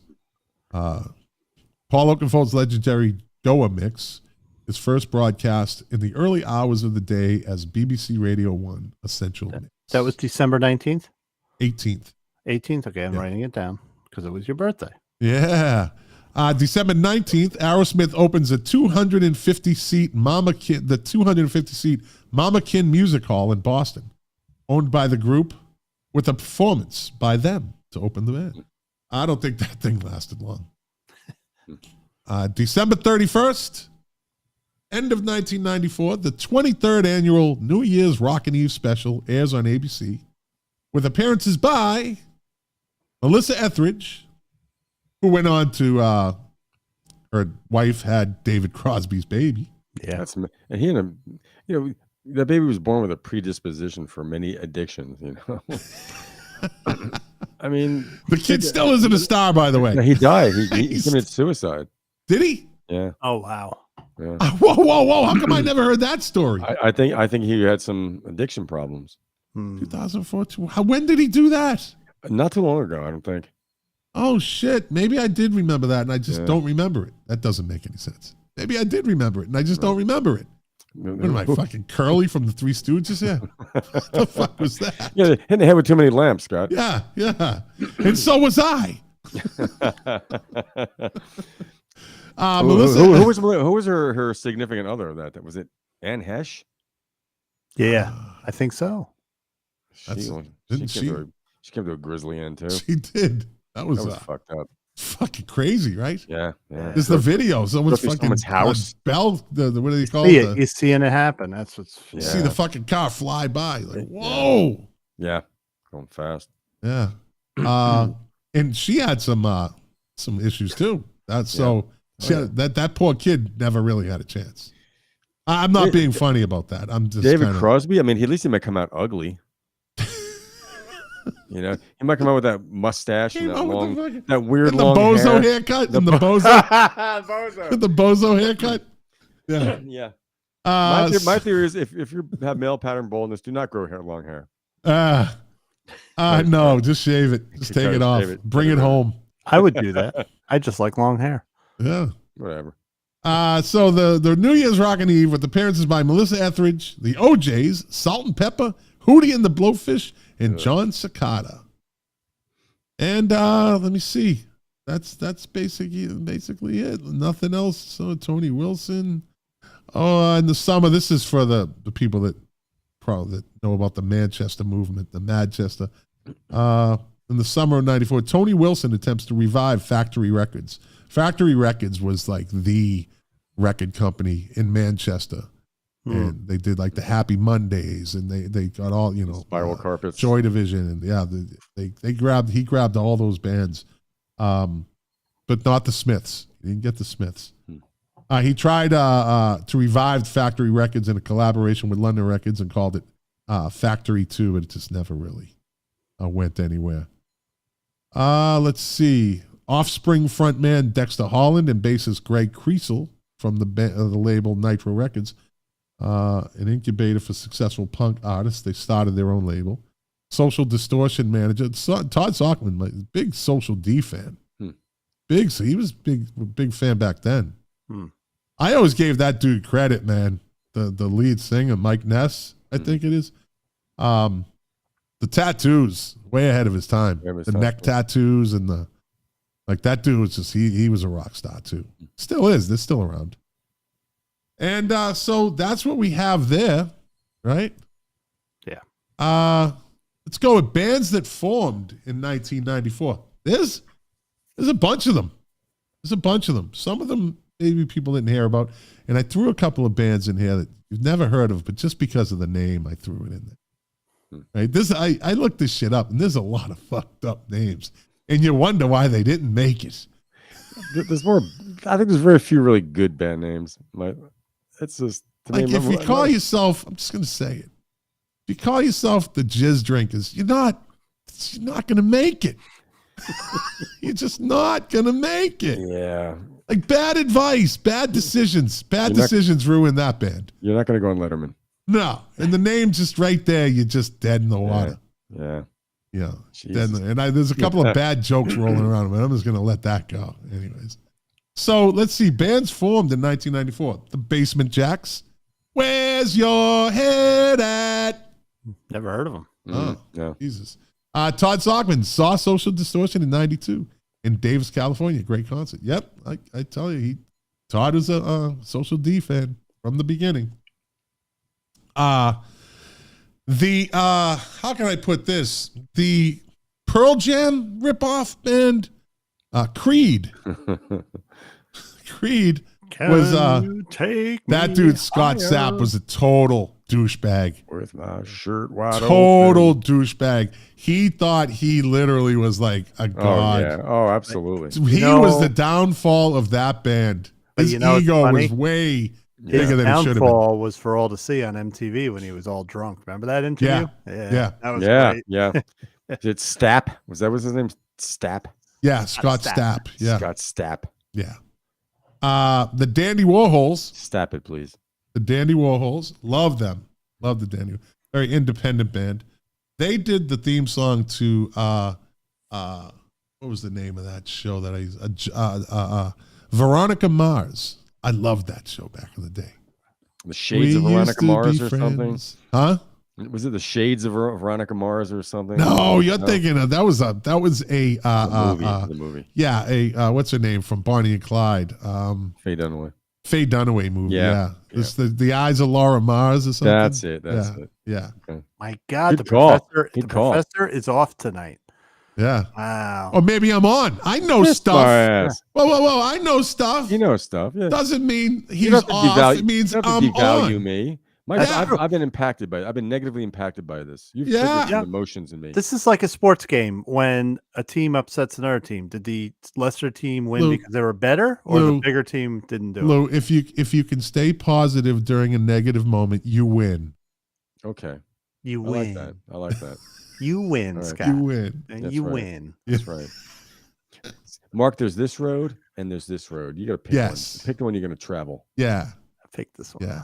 There you go. Hey Lou, when he goes low, we go high, Lou. That's Hey, right. We will listen. take you higher. I know how to talk to drummers. There you I know go. how to Let's talk stop to with the Creed reference and Lou wins. Lou wins. Hey, drummer, I'm gonna break your sticks. Okay, No. this is Robert Kirkman. How you doing tonight? Oh, we're doing good. We're an hour and 15 into it, and we're not even halfway done. It's gonna be a long one, gentlemen. You from the Kirkman Chicken Empire? This is one of the bands that never heard of, but I just put it in here because this band was formed in 1994. Fatso Jetson. Now, how could they not make it? That's a good name. Fatso Jetson. He's the Jetson they didn't have on the show. That's right. If bare naked ladies could make it, why couldn't Fatso Jetson? Stupid Fatso man. Jetson was like Chuck in Happy Days. Like he was in one episode, then he Like just who? disappeared. Like remember who? Chuck, Richie Cunningham's brother? Oh, older that's brother, right. Chuck? The older brother, yeah. Just disappeared from the show. Did he die in the Nam? No, No. he No, just but Richie disappeared. became red on the '70s show. You know that one. Yeah. But Fatso Jetson was like on the first Jetsons, and then he just disappeared. He was Elroy's brother. I'm making that up, but it sounds good. The Flies were formed in 1994. Hey, what's your favorite song? Maybe we can hum along. Oh, wow. Right? You know that song? Yeah, kind of. From Disturbing. What was the movie? When the kids get like brainwashed and all of a sudden they turn into like these killer like students in the high school. Oh yeah. You know what I'm talking about? Yeah, I remember. It's like that. contagious, Yeah. something disturbed, a disturbance or something. The Foo Fighters are formed in 1994. Wow. Yeah. The very troubled Fugees. I mean, that group, they were just criminals. So Lauryn Hill goes on to marry Ziggy Marley, right? Or one of Bob Marley's sons. So she was set for life. Wyclef Jean goes on to embezzle money from a fucking charity after Haiti, after a Haitian earthquake, right? And then Praz goes on to get charged as being an undeclared foreign agent. Oh wow. Undeclared. Yeah, like that's like Hunter Biden, undeclared foreign agent. Oh, here where we he- go. no, that's the truth. He went overseas and he was brokering all these fucking deals, but you have to register with the United States government to do this. That's why they call it an undeclared foreign agent. And Praz from fucking Fugees, like, dude, read up on him. Like, big I fucking remember time. reading Yeah. about that. What country was he involved in? I remember. It was over in hearing Europe somewhere. I believe it was in Europe somewhere. But it's like, how does fucking Praz from the you don't Fugees? become that. He's got to have a background in something. You get recruited into that. He right? was a street dude, though. Maybe because of his fit a cred, like because he was Praz. Because the Fugees were huge. Yeah, he fit a profile. Jesus. huge, but they only did one album, right? Yeah, but it was now. Right? Didn't that remember ruin one that album. song? If you ever listen to "Killing Me Softly" by Roberta Flack, can you now listen to it without hearing, wow. I'm like, they fucking ruined that song forever. But Roberta Flack got a lot of money out of it. Yes, she did. Good for her. Yeah. Government Mules formed in 1994. Ooh, Yeah. good I'm band. not. You like them, Mark? Yeah, I do. What is Robert Kirkman? Who came from the Psychedelic Furs? I don't know. The Butler brothers. Richard Butler. Yeah, Richard Butler. His brother was in the band too, right? I think his brother was called Buzzy Butler, wasn't it? I don't know. Richard Butler. He was one of the first to wear a dress on stage. Like he was. Did he really? He was kind of ahead of his time. Yeah. Wow. Yeah. Hate Breed, right? You know anything about them, Mark? Yeah, I remember hearing about that. Yeah, Hate Breed. They were like that. They were like they were metalcore. I think they called it metalcore. You know something? Music. They may have put something out on Wax Tracks because I think we did something of that. Yeah, they had a little thing. Hoobastank. They were kind of a little middle of the road band in the 90s. I do too. One of the worst names of all Now, time. how do they fucking make it like somewhat? And Fatso Jetson doesn't. It's the music. It's gotta be. I don't believe that for 1 second. Did Fatso Jetson have a catchy tune? Here's another group that I don't know why they didn't make it with a name like this, Jungle Rot. Good name. Which being stationed in the Philippines, right? In the humidity of the Philippines, being out on post all night, and you're out with your dog, and it's just literally 100% humidity, and you're out on patrol. You got your uniform on, your BDUs, and your boots, and you're just like, and it's just like Jungle Rot is a real thing, people. Yeah, sure. Yeah. Like you got to walk in my boots, and any canine officer, canine handler that worked over in the Philippines will testify. Jungle Rot is a thing. And if you get a cut, get it checked out quick, right? Robert Kirkman says Jungle Rot was real. He was over there. He wasn't a dog handler. He was a security droid. You know, those are the people that just guard airplanes. It's a great Literally, Steve they Miller just guard song. airplanes. Security droids, that's what we call them. They guarded airplanes, right? And they stood at entry points. And they drove around in their little area, right? Yeah. Karen Hurley says, let's talk Freddie Mercury. Yeah. I don't know. Yeah. My guy, Freddie. What about him? I loved him. He was great. Freddie played in Washington. Oh, I thought that was Karen. No. Robert Kirkman Was said. he- No. Did Freddie die in 94? I think No, he died in 91, didn't he? 92. Oh, okay. Wasn't he Freddie and the Dreamers? I don't know. Todd Sockman was a dog handler with me. He says it's real. Jungle Rot is real. Are there, Crotch pictures, rot. are there pictures of this? Yeah, look, Google it. I don't want to see that. Google it. Let me see. Junior Mafia, they were kind of brought into by Biggie in Bad Boy Records. He kind of overlooked them. Junior Mafia, K's Choice. I saw them back up. I believe it was Korn. They were one of the bands I saw. It was K's Choice. The the fuck was it? I'm getting the Schmitties. It's infective. Fuck. Who was that? That's gonna drive me crazy now. I know the name. The Deftones. I'm still trying to remember that movie you talked about. It's like on the tip of my tongue. The students, yeah. Yeah, K's Choice. Then it was the Deftones, and then Korn. So, and she was pretty good. The lead singer for K's Choice. She sings that song. I'm not an addict. And it's a slow build. Yep. I'm not an addict, but it's a great fucking song. So if you're gonna, my brother listens, like he'll stop. He says this is a 2.5 hour podcast, but my brother says it takes him like 4 hours sometimes because he stops if like any of us recommend something, and then he'll go and listen to it, and then he'll come back to the podcast. Thank you, Colin. So we could really fuck him up. Actually, we just recommend Have a song 100 every 5 minutes. Spend a whole day, yeah. We just Stay in a go- rabbit hole. let him just start checking out everything. Make them really long songs. I like Close to the Edge by the Yes, you know. Yeah. Oh, yes. Hey, Mark, wasn't that a great Grateful Dead concert from 1994? Isn't that live somewhere? Go listen, bro. Dark Roosevelt Star Stadium. performance that was 38 minutes is just to die for. Limp Bizkit was formed in 1994, and they did it all for the Nookie. Yeah. Wow. My daughter, Irene, got me hooked on Limp Bizkit and Korn, actually. She was the one that turned me on to them. I like Nookie. Nookie was a great song. Hey, listen, that whole album, $3 Bill Y'all was a $2 Bill Y'all was a great it's a good album for if you like that rap and rock type thing. Yeah. It's good. It really is good. They were good for their first 2-3 albums, then just kind of shit moved on. Mad Season. Seattle, right? That was kind of what do they call them? A super group. Yeah. So they had McCready, from the guitarist from Pearl Jam. You had Lane Staley, lead singer. You had who else was in there? From Mother Love Bone, one of the guys from Mother Love Bone. I think the drummer from Mother Love Bone was in that. And yeah, Mad Season. I don't remember any music from them. I don't remember hearing them, but I remember hearing about them. Yeah. Yeah. My dreams are self-chosen. Sounds Yeah. like a country song. It does. I could. My dream. That's my Lane Staley imitation. Not that good. I'm sorry. Self-chosen. I got to be names. No one can do him, right? Nobody can imitate him. That was great about him. It's okay. Can't fucking You're copy Lane drowning Staley. in it too. Yeah, you can't. Yeah. Every day. No, you sound like an old Willie Nelson right there, buddy. Yeah, it was kind of Willie like. This is another band. I don't know how they didn't make it. 90-pound wuss. How are you not going to? What record label's not? Why are they not picking them? So they were either the You're not kids that got beat expecting up in anything. school, or they were the kids that beat the kids up. Every week, Uh, every week around this time, Dave Phillips goes to bed.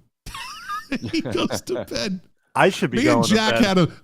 had him trained because we used to do the 1 hour show. So Dave Phillips is like old school. He's been listening from the beginning. He can't hang for the long show. But thanks for listening, Dave. Thanks for listening. Yeah. Always appreciate it. Oh, watching. Maroon 5 was formed in 1994.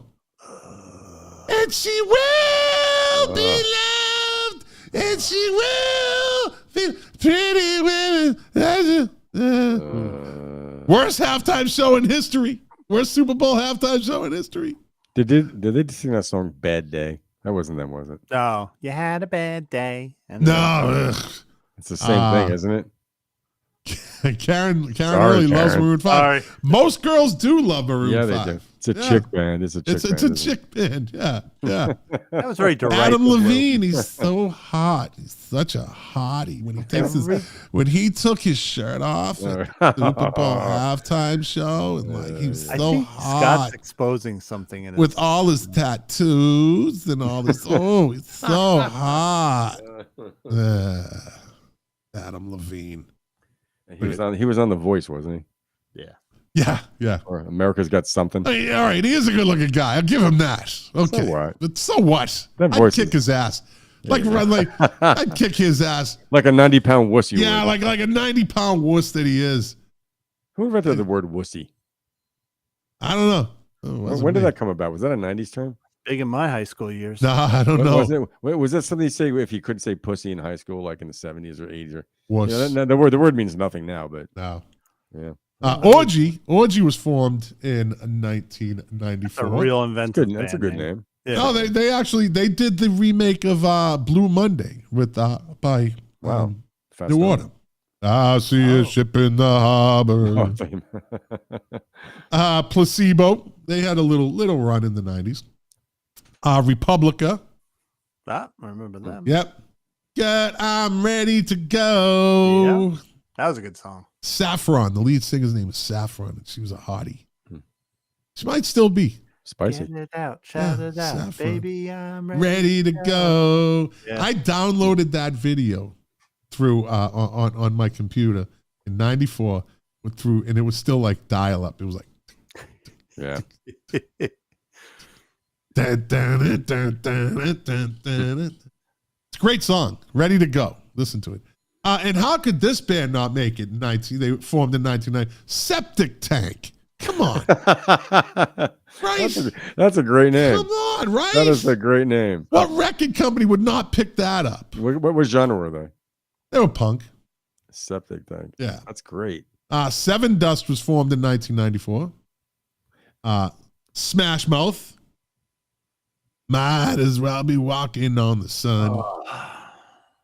It was good for a minute. It was Both good of for a you minute. did. Both of you just give a. No, I was silent. It was good. Mark let her. It got too old too fast. Yeah. Yeah. Well, the Sneaker Pimps. He just died too, right? The singer. Yeah. Did he? Yeah. Steve Harwell. Yeah. Yeah. Oh, A couple weeks ago. Oh shit! I missed that one. I saw him. He did that fucking VH1 celebrity, like fucking weight loss for one of those shows. Oh really? Or was it the Halfway House show? I don't know. Might have been the halfway out show because he was pretty heavy drinker. Fucking Yeah. meat sweat's making my nose run now. Jesus, I'm all fucked We up. might have to end the show a little early tonight.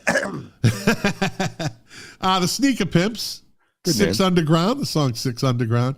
Take me down, Six Underground. She got a sexy voice too. That girl. Snow Patrol. Yeah, a Oh, little they bit were of a run. good. They had Yep. a string of songs. Yeah, Some people call them wimpy. yeah. I I like call them wimpy. they were a heavier band that went wimpy, but I love those songs. Where were they from? They weren't from America. They were from England. They were England, I think. Were they England? No. No.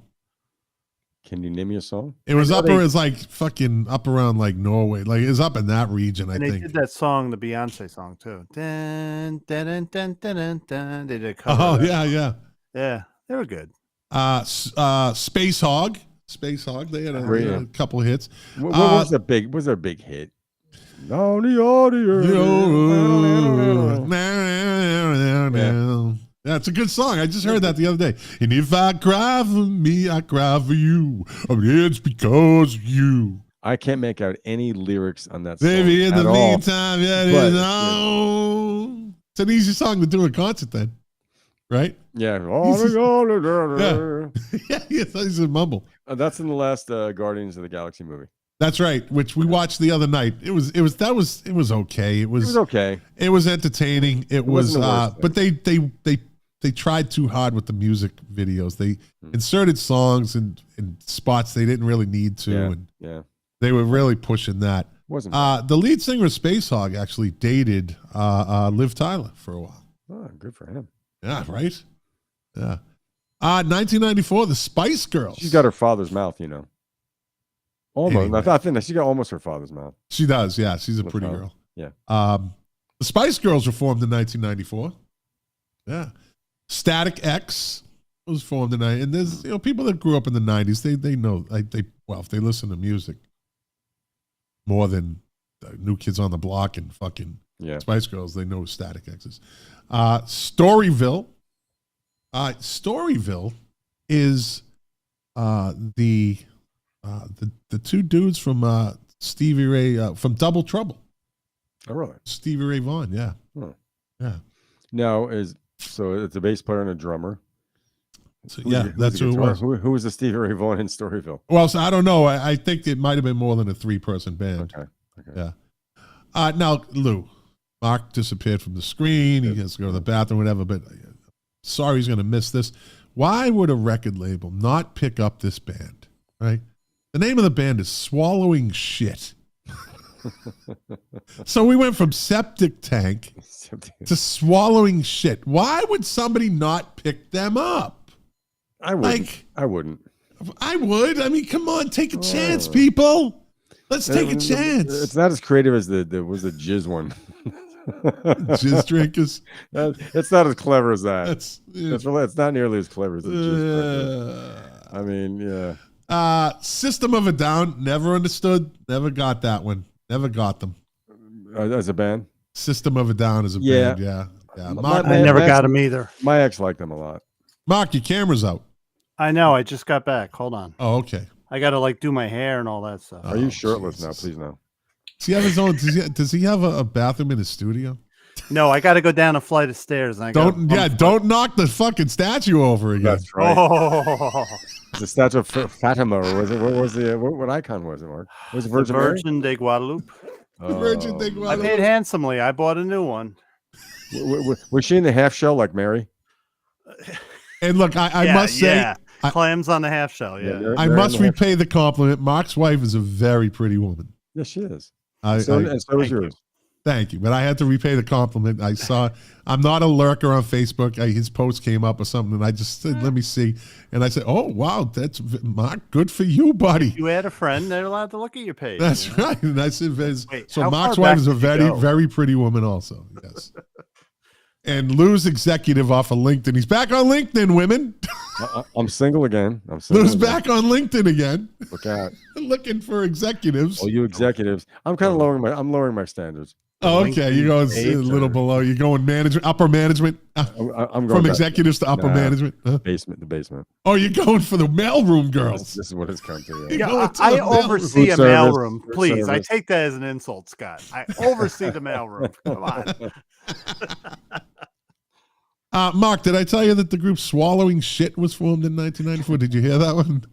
I said we went from the septic tanks to Swallowing Shit. I think They have to Why have would been that? If you were a record label, wouldn't you pick them up? Well, they had to have been hardcore, like Black Flag. That's all I can think, you know. And System of a Down, I never got them, Mark. I like some. Like what the fuck, dude? I heard a 2-hour interview with the singer. He is so eloquent. He's a smart guy. Yeah, he's trying to be like Frank just Zappa. Don't like. It's like the when you take metal, but you're not really metal. You know, it's like Yeah. You know. And But I did finally, wait, what was that song? La la la la la la. That was a good song. I heard one song from them on the radio, and that was okay. Sugar. Yeah, something. But that's was what like, what your the show fuck is sounds like when you have the meat sweats. So Oh, you should like sweat. it, you know. Sweating like an illegal crossing the border. Your poor headphones. They're getting Oh all my god! gummed I have up. sponges underneath my top of my headphones. Fucking sponges. And finally formed in 1994, Tenacious D. Ah, Yeah. Wow. Yeah. Jack Black. Yep. And what's the other guy's name? Very Yeah, funny the dude, other guy. talented dude. His humor was it was very one dimensional, like Yeah. most of them were, like Adam Sandler, and yeah. one dimensional, but funny. Lou, you and I have a mutual friend that looks like the other guy in the band, right? Don't you Yes, agree? Yes, we do. Yeah. Is that Well, Perry? He also, no. He also looks like he looks like Black Francis or Frank Black from the Pit. That's right. That's right. Yeah. They had a lot of talent. It showed everybody Jack Black actually is like musical talent. Very talented. Yeah. But they cover things. They mimic. Yes. you know? Yeah. Yeah. Bands that broke up in 1994. DJ Jazzy Jeff and the Fresh Prince. Gee, that's too. What's his name?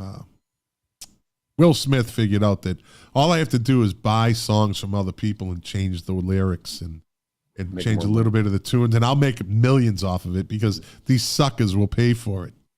And they did. And I give him credit, but it was junk. It was just nothing original. He just literally, Forget Me Nots, he took and did the Men in Black theme. Right? The one song he did, it was about being a single father, and he sampled. I liked it, but the DJ Jazzy Jeff stuff was actually creative. I liked it. It was okay. Dramarama, that's a New Jersey band, aren't they? Yes, it is. Yeah. Oh, the I'll give you guys, I'll give you tunes, I'll give you anything at all. I didn't know they were from Marry Jersey. me, marry me, marry me. Todd Sockman likes Dramarama, I believe. Blondie drummer Clem Burke on drums. Ah, good one. Wow. Good one, Lou. Great drummer. He was There great. you go. I don't know. This band broke up, and I don't know. I was pretty bummed out. Guns and Wankers. It's right here. I'd sign them in a It's minute. right here in front of me. They broke up in '94. So. That's the real Guns N' Roses. Guns and Wankers. Jesus, like, I'd sign them to a 10-album deal. right? Yeah. Right, but evidently they didn't No get lie about along. So A bunch of wankers. success was short. Took them 13 years to record an album, and it sucked. Guns and wankers. The '80s. They had a couple. This group had a couple pop hits in the '80s. Level 42 broke up in 1994. Oh yeah. They were Something great. about you. Yeah. Yep. And there is something about you, Mark baby. Payne. They got a great bass player. tonight. Yeah, great bass player. Yeah. Excellent, yeah. This was a sad day in '94 when the New Kids on the Block broke up But they're back, and But they're they're- packing them in. for the fourth time. Yeah, good for them. They're doing it. Yeah, make that money. That stuff, the boy band stuff, I didn't get. I don't know. I don't know why this band broke up. Nirvana broke up in '94, but I don't know why. Well, they could have done a Genesis and gotten a new singer. Yeah, I They don't know why fired- they they broke up fired in the front man, '94. didn't they? Yeah. They fired. Oh, that was bad, Lou. What did he say? The They lead singer, fired the front get man. it? lead Fired singer the- got fired. Oh, jeez. Oh, bad. I can't think. Thank you. The lead singer got fired. I can't take it. It's going low. Lou comes out with a masterpiece of a joke.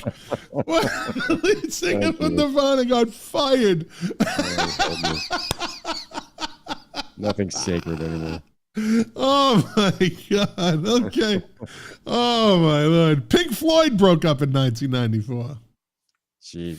Okay, this band finally broke up in 1994. The Staple Singers. The Staple Singers. I'll take you there. They were great. Respect. But think about it. I mean, they were together in the 60s. Yeah. Well, forever, yeah. Right? But they actually broke up. In 94, they finally called it quits.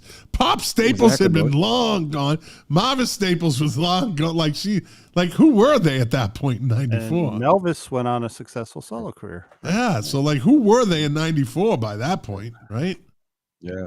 Well, didn't she have she had a comeback Jeff record Tweedy recently, produced her. Jeff Tweedy of Wilco Yeah. produced it, yeah. White Snake broke up in 94. Gee, too bad. I know. You know, I did The world like was them, but never I the didn't give same. a shit when they broke up. No, nobody. They were good for them. Yeah. And Winger finally broke up in 1994. I didn't mind Winger. I didn't mind them. Really? Great musicians. Great Now, musicians. Kip Winger he caught a lot of heat. Like I remember seeing a Van Halen clip of them backstage in the dressing room, and they have like a Kip Winger poster, and they're throwing darts at it and shit. And it was just him doing the fucking like.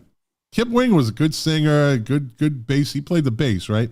Yeah. You know, had a look. They were a good band. He just was too pretty, and he danced like he did the fucking ballad. Like he just Listen, he was a kind ballet of pranced dancer. around. Yeah, I follow him on Facebook. He has a lot of humor about it. He knows. no, you he know, does. He does, and he Yeah, had tragedy. Like I think like I did, and I'm not comparing us, but I think I was better looking than him back in the day. But it's just me. I'm just saying that. Well, at the very least, you're a nicer guy.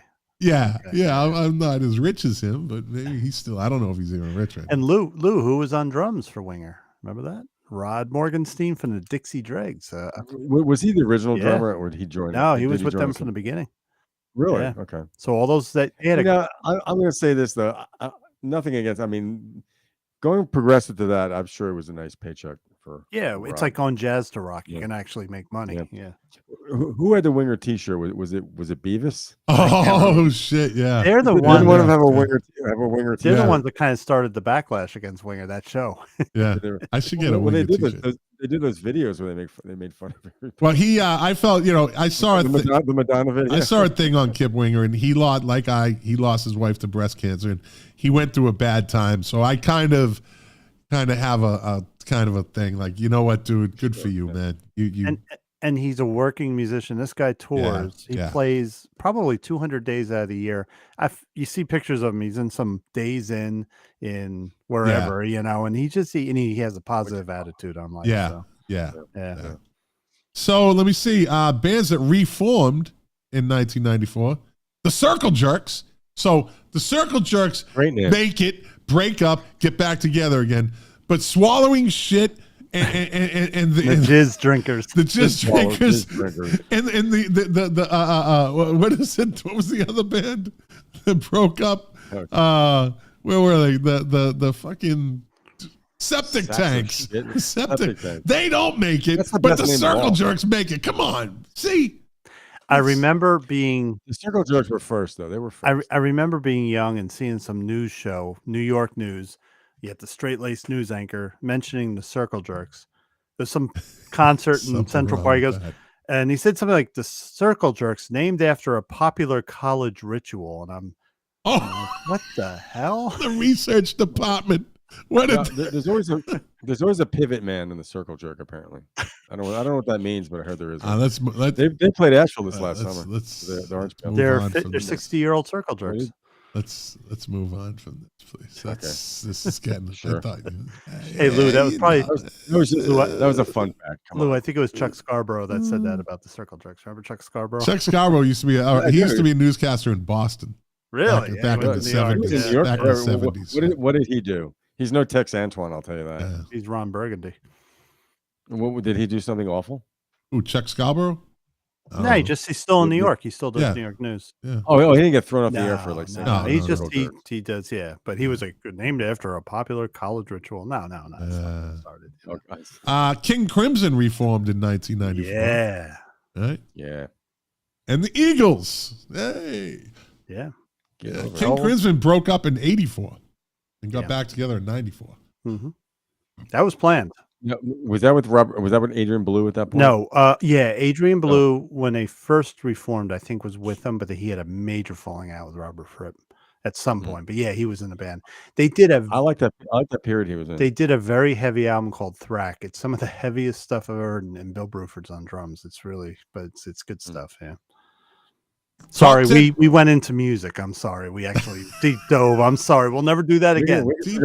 We're going to circle jerks again. Don't listen to Dave Rios, by the way. Dave Rios is the one who, you guys do a little deep dive, and I like it, but I don't know what the fuck they're talking about, but I like. Don't listen to Dave Rios. Diamond Dave Rios. I think deep somebody dive all you listening should go check out the Thrack album from King Crimson. There's our 5-minute recommendation. Yeah, Thrack. Music is not what hey, Marie Monte. Yeah, it's about music. Yeah. Let's see. Top 10. Not tonight. Top 10 best albums of 1994. Number 10 was 9 Inch Nails, The Downward Spiral. Number 9, Soundgarden, Super Unknown. A monster. Yep. Number 8, Blur, Park Life. Like I told you, big one. Nas breaks in at number 7 is Illmatic. Number 6, Green Day, Dookie. Yeah, I agree. Number 5, Nirvana, MTV Unplugged in New York. And it wasn't unplugged. I will always fight that one. Pat Smear on electric guitar, ladies. Yeah, fucking It's a disqualifier. This is a surprise one, although I like them and I like this style of music. Portishead, Dummy, it's number 4. Number 3 this year in 1990, Weezer with Weezer. Number 2, Oasis, Definitely Maybe. And the number 1 album of top 10 best albums of the year, 1994, TLC, Crazy Sexy Cool. And that was a good album. Was this was in sales, right? Top 10 albums. All albums have been named albums of the year in their hits for their hits in the charts. It's a big year for rock and roll. Yeah. But Crazy Sexy Cool was a monster. Yeah, That was a great album. And they made no money off of it. They made no money off of it. Or maybe that's the one album they started making money off of because they were getting nothing at first. Pebbles was their manager. She signed them to a bad contract. Yeah. Deaths in 1994. Dan Hartman, I Can Dream About You. Yeah. Instant Replay. Yeah. Instant Replay. He wrote a lot of songs. Free Ride. He was in Edgar Winter's White Trash. Yeah. Yeah. He wrote a lot. Died of a brain tumor at the age of 42. Oof. Henry Henry Mancini died at the age of 70. Martha Ray, singer and comedian, and Witchy Poo from HR Puffin Stuff. That's right. Right? That was Martha Ray, right? Yeah, it was. Really? Yeah. I was much too young to have watched that. You missed one of the trippiest fucking By the way, I just want to remind Lou, yeah, I was 25 in 1994. Just wanted to, just remind Okay. Okay, so you were well of age at that point. Yeah. No, But you don't remember Sid and Marty Krofft, HR Puffin stuff? HR Puffin. No, I he do. doesn't I remember do. that stuff. No, I do. I do. Great stuff. Yeah. Hattsville. Don't forget Lidsville. Lidsville, yeah. We can go down the line with those things. With Johnny Whitaker. Yeah, Johnny Whitaker from Family Affair. Family Affair. Johnny Whitaker. Sorry, I always do that when I hear Johnny. And this legend died on November 18th, 1994. Holly, holly, holly, hey. Holly, holly, holly, ho. Who is it? Blues Brothers. Blues Brothers. Holly, holly, holly, he. Oh my God. Then everybody repeats it. Holly, holly, holly, ho. That trivia I would lose. Yeah. I can't remember the name. Cab Calloway. Yeah. Oh my God. Okay. Lou, I thought for sure you would get that. Yeah, the drummer didn't get the jazz reference. Oh my God. Jeez. I'm a guitarist, I mean, we're dumb. Lou, Right, ho. I just dropped. I mean, Cab Calloway. That's like the Blues Brothers movie. He had a whole fucking song. I never saw The it. original Weed song. Whoa. You never saw the Blues Brothers Penalty No. box. Holy shit! Penalty Even I'm box. shocked. What a loser. What a loser. He never saw the Blues Brothers. Oh, that was rude. You can't put him in the. What kind of animal has never seen the Blues Brothers? What kind of music guy, animal, has never seen the Blues Brothers? Lou just got the ultimate compliment. Look up on the comments. He's young. He's 62. young. Oh! Thank you, Marie. I am young. These old guys here. Forever young. Forever I was in short pants eating boogers at that Hey, time. hey you know? Lou, you should watch that Never saw movie Ghostbusters sometime. either. It's a real good movie, Lou. Lou, watch it sometime. Yeah, what'd you say? Man is really good. What'd you say, Mark? I can't hear you. Yeah, you might. Hold on, my teeth. My fucking Hello? teeth. Hello? Hey, Mark. Yeah, Hey, stop. that What? guy, look, have Lou. I need my wheelchair. I was riding the short bus need to my- school then. I need my outhouse. Huh? Geritol. Mark, losing. Oh, my Lou's a Lord. young Ute. He's a Ute. All right, what else? Hey, you know what? Let's bring up some movies. Can I? Yeah, I got a list. Because I What kind of movies? like who is it that said boring year? I kind of like what happened. In that. Todd Sockman said it was a boring year. But- All right. So Todd. that year, For music. I went to the movie theater up in Kingston, New York, empty theater, with my sister, and watched a movie that we had heard buzz about. Pulp We watched- Fiction. Yep, and I was lucky knew to it. see it before it got hyped. Dude. I saw that. I never Fucking saw loved it. it. I never saw it either. I didn't see Whoa, it. no. You're making that up. I'm making I that was up. going to say, because no, you had to see that one. I've Yeah. seen I that. have- I swear I must have. I quote lines from that Well, movie That in normal, yeah. everyday conversation. Of course. that and Jackie Brown, the two of those two movies I can watch anytime they're on. But Pulp I just- Fiction was the best. Yeah. You have to be more of a- smart. You know what? Pulp Fiction, you have to be an intelligent movie watcher Yeah. to understand it. Because everyone's like, I don't understand it. Mhm. Because you're not fucking intelligent. You're not movie And you're not intelligent. paying attention. You're not paying You attention. have to figure it out, like put it together, piece it together. It was brilliantly done. The Yeah. dialogue, and that's another thing I used when I was in union negotiations. Like one of the managers would say something, and I would figure it out. I'd say, so by that rationale, that means because when he said a pig's a filthy animal, I wouldn't eat, Yeah. Yeah. So by that rationale, you saying that, and then he threw something at him, Travolta, and I said, I like that. I like that. Yeah. Pulp Fiction 50 times. 50 times I think I've seen that. I've Shit. got the Blu-ray Yeah, and I don't- watch it probably once a month. I'm a fan of all his movies, but I love you, kinda- honey bunny. I think Jackie Brown. What I like about Jackie Brown is more of not 70s, but it was that mixture of 80s. like But a the guys, 70s, yeah. guys buying the cassettes of Yeah. of my favorite soul band. Shit, what was their name? Oh God, what was that? I can't remember. I'm having the Smitties too, but yeah, I had that, But yeah, both movies. I mean, Best scene in and- the movie. Best scene in the movie when fucking De What was your Niro favorite? just shoots her in the parking lot. oh, Best fucking scene in the it movie. caught me by surprise. Best Yeah, fucking scene in yeah. the movie. He kept warning her. Yeah. She was poking and poking. And he fucking just kills her. The chai lights. When he Chai buys lights, that, yeah. that's the chai lights. Chai lights. Tony I'm like, Soprano's Chai Lights "Oh, fan too. Man, I love the chai lights. They're Yeah. probably my favorite. But yeah, so there's a depiction of LA in that one that I liked, and Yeah. but they were Yeah. both. I like when Sam Jackson puts Chris Tucker in the trunk and drives around the block. Yeah. We're gonna go And somewhere. what's the song playing? Oh, what was it? Strawberry Letter 22. Ah, Brothers Johnson. yep. And as All I the know car is- drives away, you hear the music goes lower as the car's going away. See, that's Right. master editing. That's a master editor. yeah. Lou, you got a movie from 1994 or no? Pork chops taste good. Bacon tastes good. Pulp Fiction, yeah. I don't know. We're doing movies. There's Cabin Boy. Cabin Boy. Lou pulls one out. Yeah. I tried watching that. I got like maybe a half hour into it. I'm like, this is just, I don't know. Maybe if I saw it now back then, but I think he's really funny, Chris Elliott. But He he's was getting- for his time. He was good in Chris- the yeah, one. Get a Life. Yeah. He was good in the one with the jizz hanging off the guy's ear. Desperately. Something about Mary. He was good in that one. He was a Yeah. side character, Let me tell you something. Whatever happened to Ben Stiller happened to me worse. Oh no. Oh, no. Oh. Frank's over the beans. It was just a Frank, but I had to go to the emergency room. Oh, I thought the ear thing. I thought that's what you were talking about. Facts and feeds. Facts and feeds. No. Louis Frank.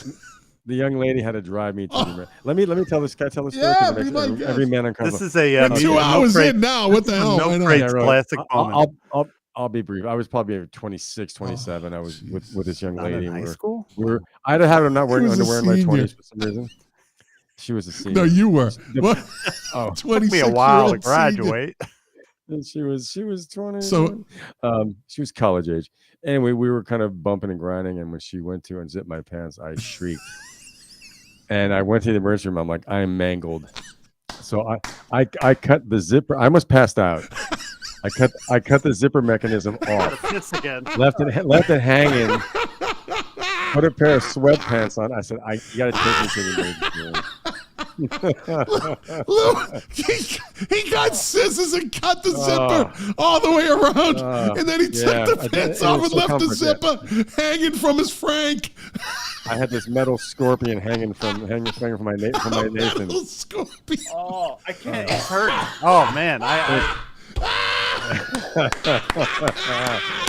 A metal scorpion. It was an alien. It was the xenomorph. He had the metal scorpion foaming at the mouth. Oh, it was painful, man. Obviously it's painful. It was. I'm going to go into further detail because it went down, up, and over. Yeah, I know. It's okay to grab your crotch and now. So it's.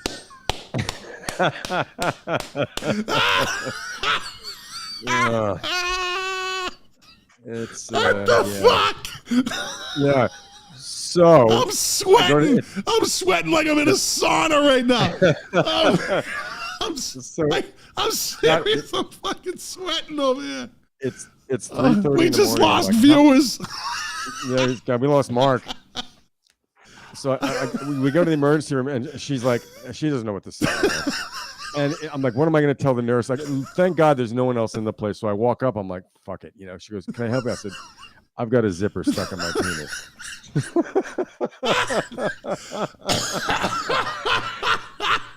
And she's biting her cheek, trying not to laugh at me. And I'm like, screw it. I'm like, just get it off. So, yeah. Just get it off. Just get it off. They bring me. So at that point, I'm laying on a gurney. The doctor comes in. He goes, buddy, what did you do? And I'm like, get it off. Okay, so I got an anesthesia shot right in the situation. They put you under. No, they numbed it up. They tried to at first, and it didn't work. So he's tugging. I'm like, I grabbed his arm. I'm like, stop. Right? I get another shot right in the Frank. So I'm numbing at a 12-inch circumference around my pelvis, and he's tugging at this thing.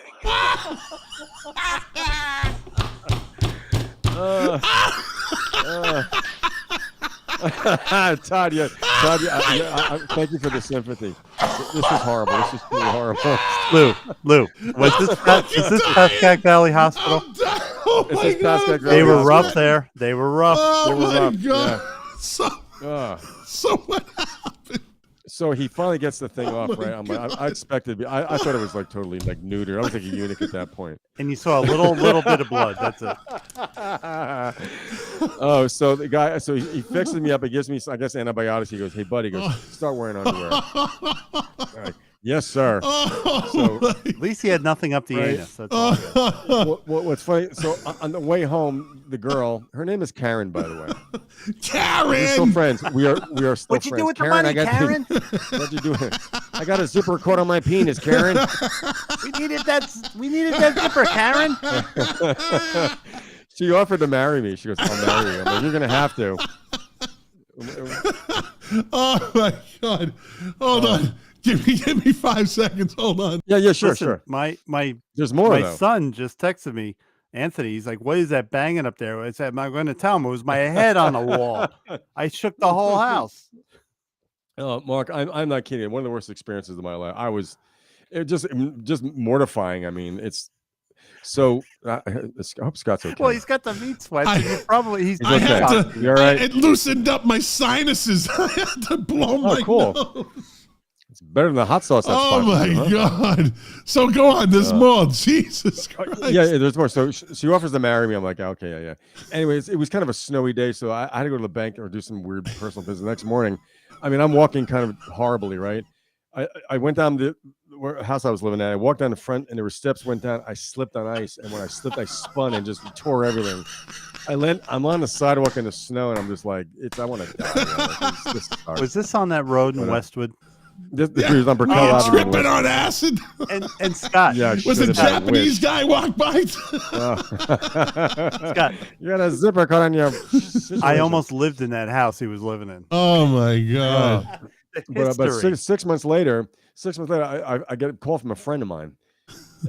He goes, Lou, you're pretty famous at the hospital. No. So this happened. No, the next day, that weekend, Perry and I were working together at this point. The next Monday, I went to work, and my boss goes, it was actually Perry and I supervisor. Lou, anything exciting happened this week? And I said, well, let me tell you.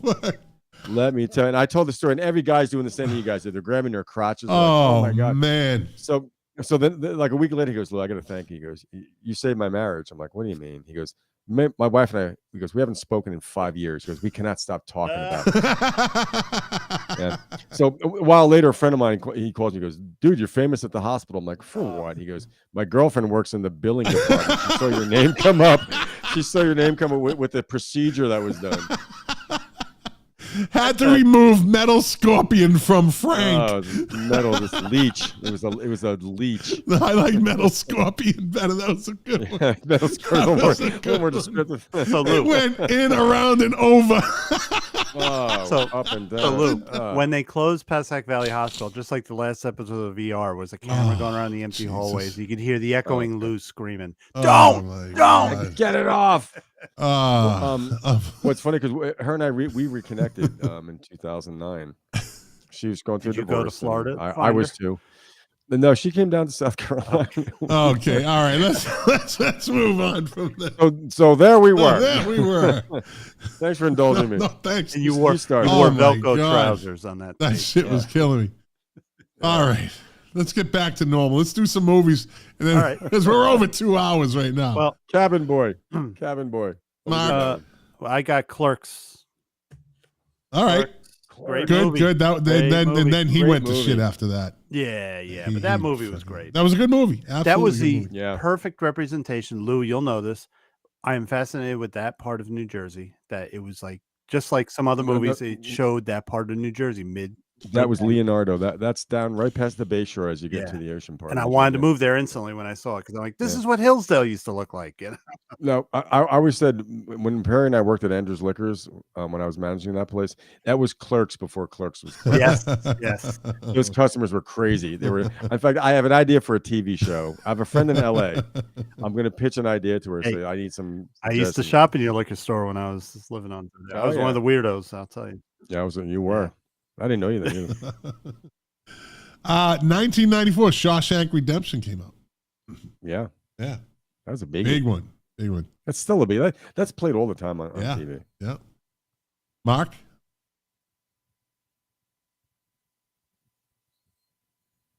Yeah, muted to pour my wine. Okay.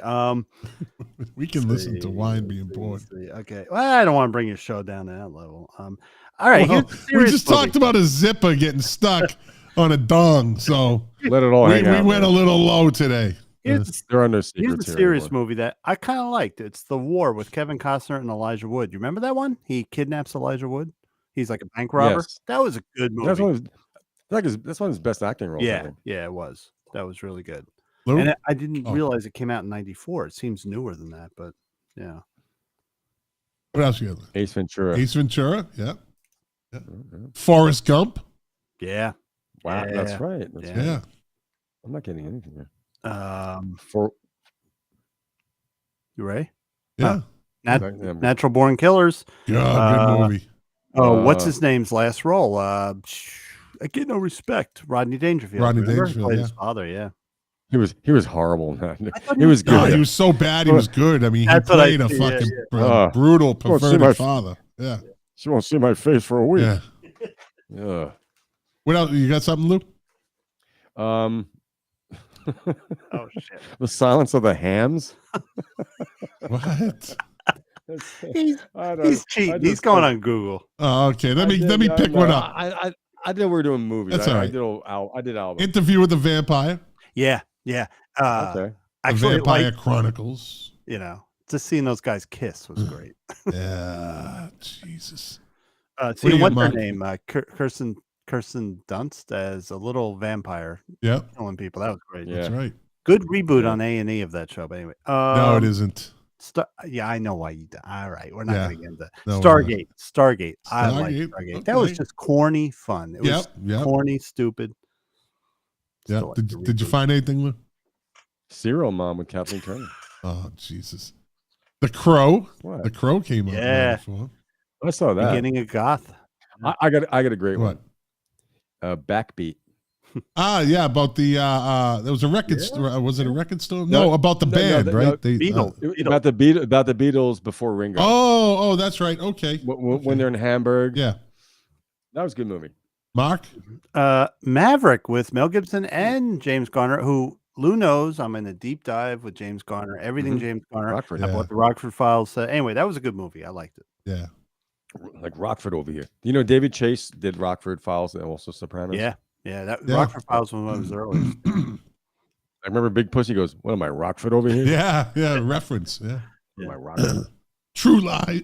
Excuse me. True Lies. Yeah. That Arnold Yep. and was that Jamie Lee Curtis? Yeah. That was a good movie. Yeah. That was First really time. fun. Yeah. First time. Yeah. How about Surviving the Game?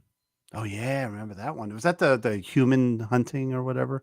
Ice-T, Rutger Hauer, F. Mary Abraham, Anything with Rutger Hauer is going to be trashy. Yeah. And, right. John C. McGinley. Yeah. Yeah. Mark?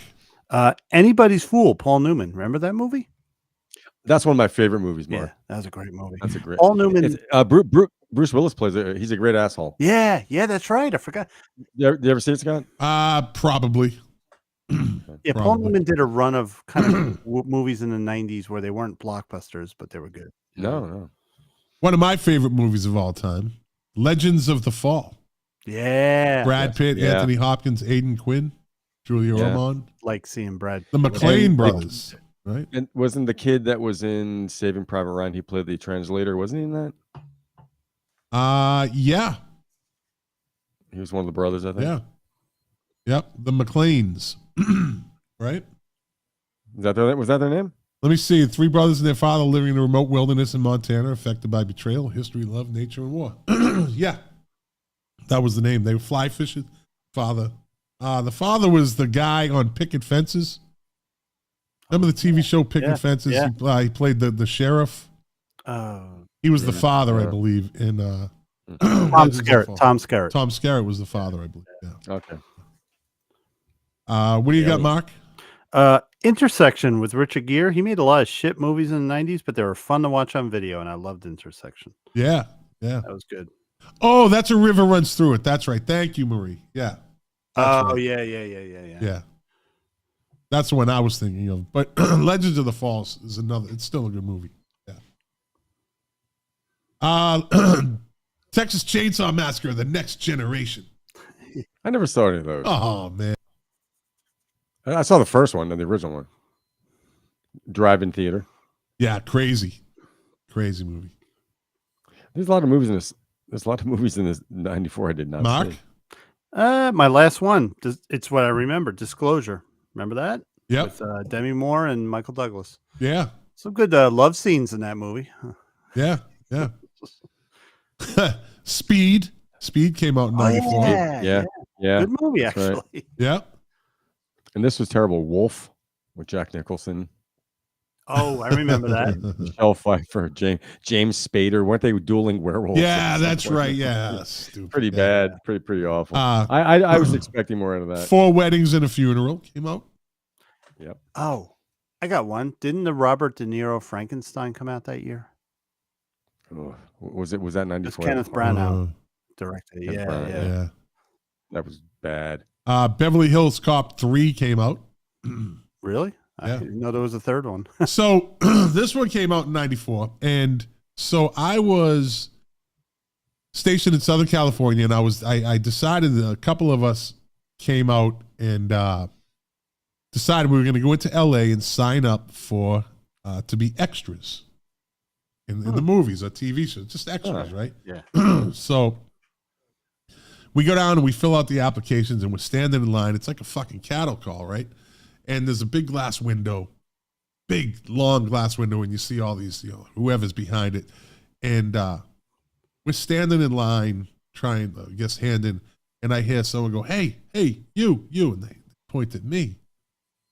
Come here. They pull me out of line. I go up to the window and like, "Hey, what size jacket do you wear?" And I'm probably at the time, I don't know, 48 or something. And he goes, "All right, do you think you could play a cop?" I said, "Well, it's pretty funny that I actually am one in the Air Force." Gives me, call this number. So I call the number later on, and I end up getting a role as an extra in ER TV show, really? playing a cop. Right there again. So I report to the studio, and if you're an extra, you're there all day. Yeah. Like you can't leave, right? Mm-hmm. Or you're not going to get paid, and you can get your shit signed. So if you do X amount of extra work, you can and you pay a certain fee, you can be eligible to apply to the Screen Actors Guild, and you can get speaking roles, right? Yeah. So I go there and I'm fucking set up the police uniform, and so because I there's a couple stories in there, but the Flintstones came out in '94, right? The movie. And so there was this, I learned because I did a couple. I did ER, I did NYPD Blue, I did a couple of and you start to see the same people. It's a whole subculture, right? Extras. So this black guy, this kind of fat black guy, big guy, was walking by, and some of the extras are like, there's John. That's John. John had a speaking part in the Flintstones. This guy was like the fucking king of the extras. He got a line, huh? And his line was, "Lunch!" That's funny. He was the foreman at the quarry, right? But he had a speaking role. And they were like, "Oh, he had a speaking role," right? So at one point, it gets into the nighttime, and I'm Officer like McCarthy or something. It says on the thing, but I'm just doing background work, right? So you get to talking. I have to fucking entertain myself at this point. So I start going around. So when we got to this, it's like an apartment building, but they're calling it like the hospital, right? So it's supposed to be filmed in front of the hospital, and they have these tanks, like oxygen tanks and all this shit around. Were you supposed to be outside the ER in that parking area? Yeah. And that was an apartment building. They did yeah. Oh, okay. Yeah. In LA. So I'm like, okay, and it's kind of dark. So one of the assistant directors, the ADs, comes over, and they could be dicks sometimes. And the guy's like, "All right, this is it. Nobody smokes over here. We got tanks over here, and this and that. Nobody smokes." Like talking to us like we're fucking dirtbags, right? So, all right, he walks away. But 10 minutes later, and I was kind of joking with the rest of the extras. Now I'm kind of just acting like Officer McCarthy, Chicago PD, right? It's a true story.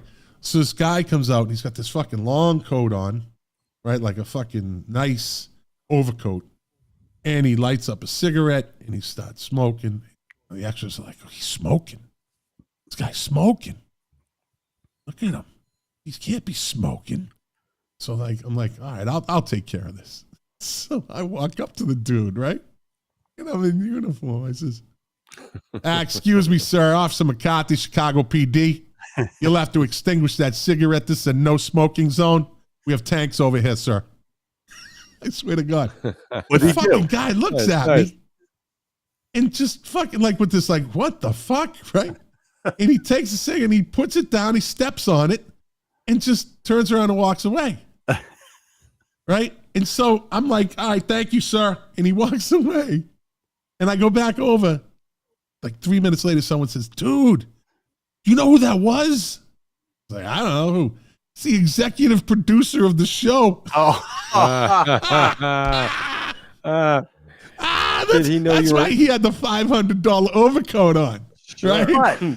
But he looked at the dude looked at me like, "What the fuck?"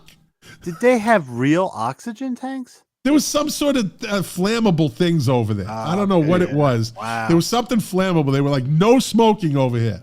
You gotta tell Did he me. know you were an extra? I watch ER Religion. You gotta tell me what episodes you were in. What episode it was? Because I want. It was around a Christmas episode. There was a Christmas episode where I know they had Christmas things in there. And like I was in the diner, like I was in the background in the diner in one scene. Nice. It was kind of obscure, you know, but It's fun. yeah, it was pretty funny. I know someone who did a lot of background where, like, so if you watch Seinfeld, when they're in a restaurant, they would do the people that sat at the tables talking. I'm like, how do you do that? And they go, you go like this.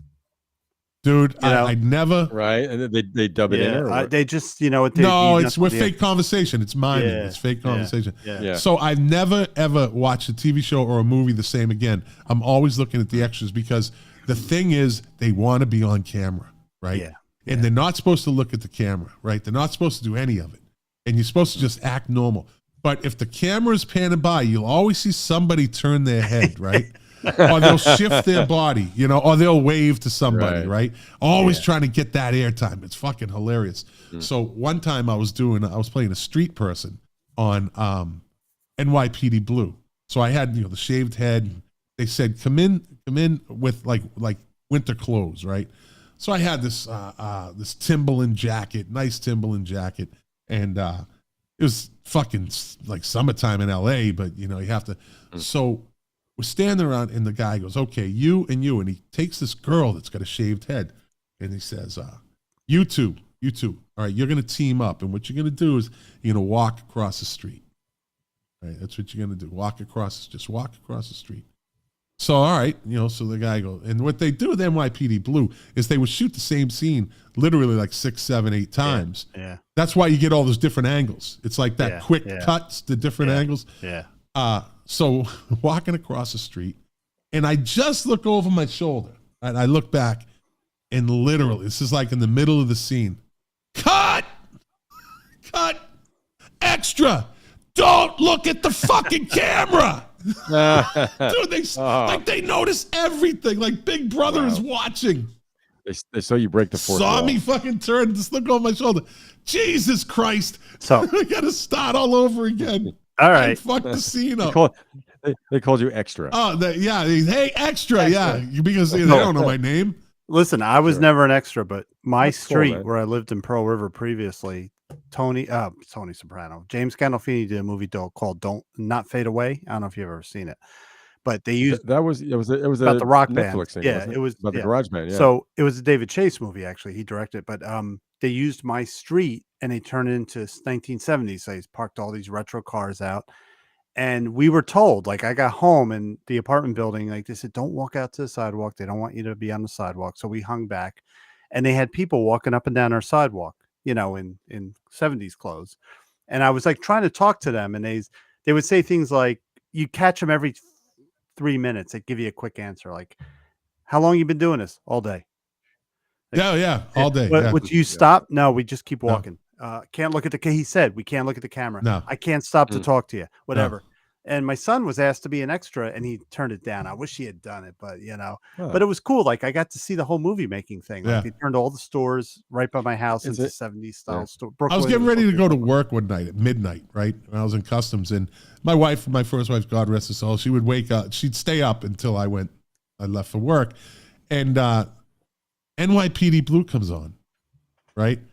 And I'm getting changed, and I'm just about to leave, and I go, oh, and it was the episode. I go, baby, there I am, right there. There I am, and there I am again, right there. And so she got to see it. It was pretty cool. That is cool. That's cool. Yeah. I was an extra in a Burger King commercial on roller skates, and what they did, they took our roller rink and they just used like not even half of it. Yeah. They had all the cameras, so you just did the same semicircle for about 4 hours. But it's the same thing. It's like they said, pretend you're doing your boring like as you would fuck on a Saturday afternoon. Yeah. It really is kind of dull. Yeah. I mean, it's very repetition. You just end up standing around. You know? Yeah. All the It's fun, though. facades, they're all fake in NYPD Blue. That's LA, but they put Yeah. the fake bodegas. They get Yeah. they put them up on the wall. Yeah. Wait, are those like backdrops? I mean, No, like they got fake facades, fronts. They're Fake like sets. They're yeah, prop. yeah. So they'll put it up Gotcha. over this building, and it would look like it's graffitied. That's and then what when they the did. the scene is over, they take it off. That's what they did by me in Pearl River. Lou. Yeah. They just like Okay. the pizza place became a deli, Brooklyn Deli and stuff. Yeah. Yep. Yeah. It's amazing. So Scott, you didn't do any hot tub scenes with Daniel Travassi? No. Hey, pizza man. Okay, moving on. Let me name off some movies, then we'll get to. We're already at 2 hours and 19 minutes. Oh so. shit! Claire Hey guys, I gotta go to work. I'll see you later. Here's my zipper. Claire story, and I'm Present Danger came out. Ed Wood came out. Frankenstein came out. Danger. Ed Wood was a great movie. And Yeah. it actually got Martin Landau's Eddie. Academy Award finally. He played Yeah. Bela Lugosi. It was a great movie. It is a great movie. Johnny Depp had some of his best. Frankenstein, you're right, Mark, came out. Little Women, Little Giants, Airheads. Airheads came out. Oh yeah. Let me see. New Nightmare. That was the Freddy Krueger movie. Naked Gun, 33 and a third, The Final Insult. The River Wild. Time Cop came out in 94. yeah. River Wild was a good movie. Yeah. Yeah. Wolf came out. The Specialist. Little Specialist. Big League. And I actually just watched this movie recently. Leon, the Professional. That was Excellent movie. That's a good Excellent fucking movie. Yeah. movie. Yeah. That's a good movie. With the French actor. Yeah, I he's forgot his so name. fucking Jean Jean Reno, something. right? Jean Yeah. Reno. Yeah. So like kind of unsuspecting on just great movie. Yeah. Yeah. All right, so The Lion King. Lion King came out. Yep. My cousin just said Schindler's List, but it was 93. I was going to Right, say Tommy? that didn't come out in 94. Yeah. But it was popular in 94. It was popular for like 3 years. Yeah. Yeah. Wyatt Earp. Hey, cuz. All right, so where are we at? We want to do some albums, or we just want to move on to? What do you think?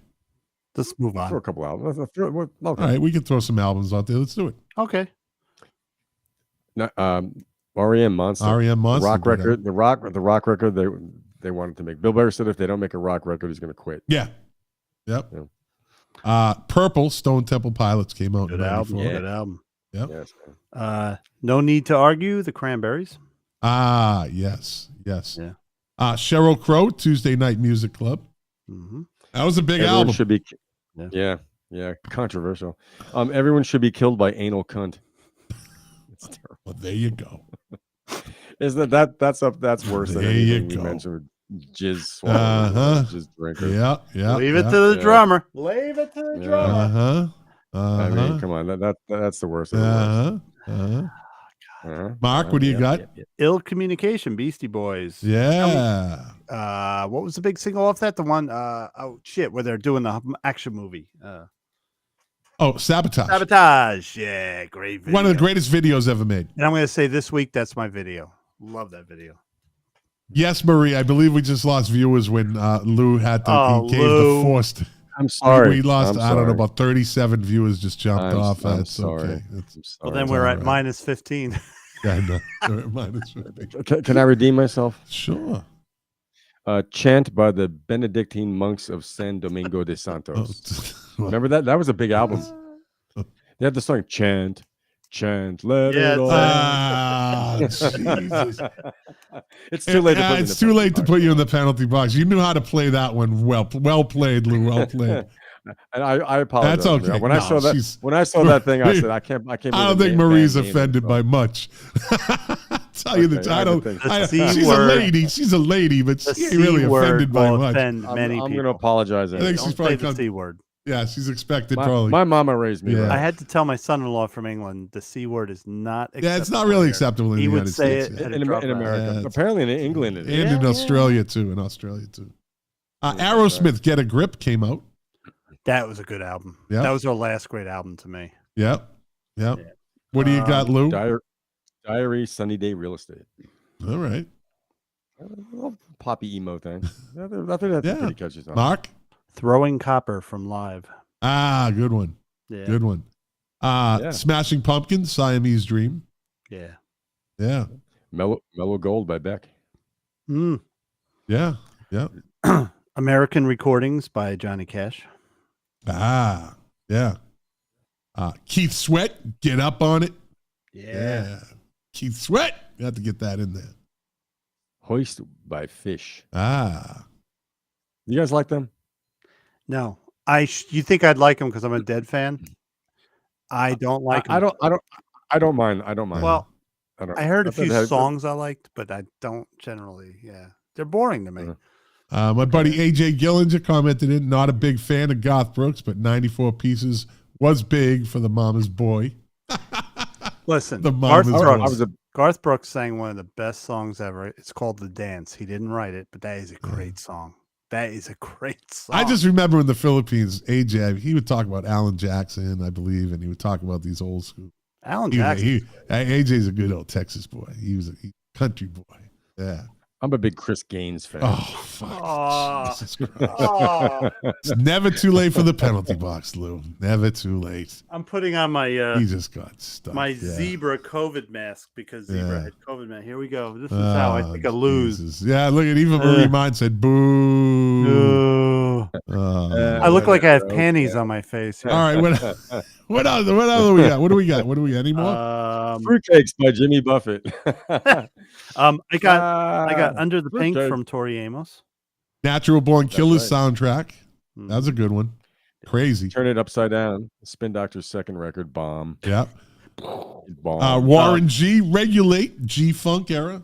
Regulators. I didn't research Round the up. R&B on this one. Yeah. 16 Stone from Bush. That was a massive album. Yeah. Cracked Rear View Mirror, Hootie and the Blowfish. Yep. Come on, Lou. Yeah, it was big, though. It was big. Granted, there are no Chris Gaines, but okay. I'll give that for you. Counting Crows, August, and everything after.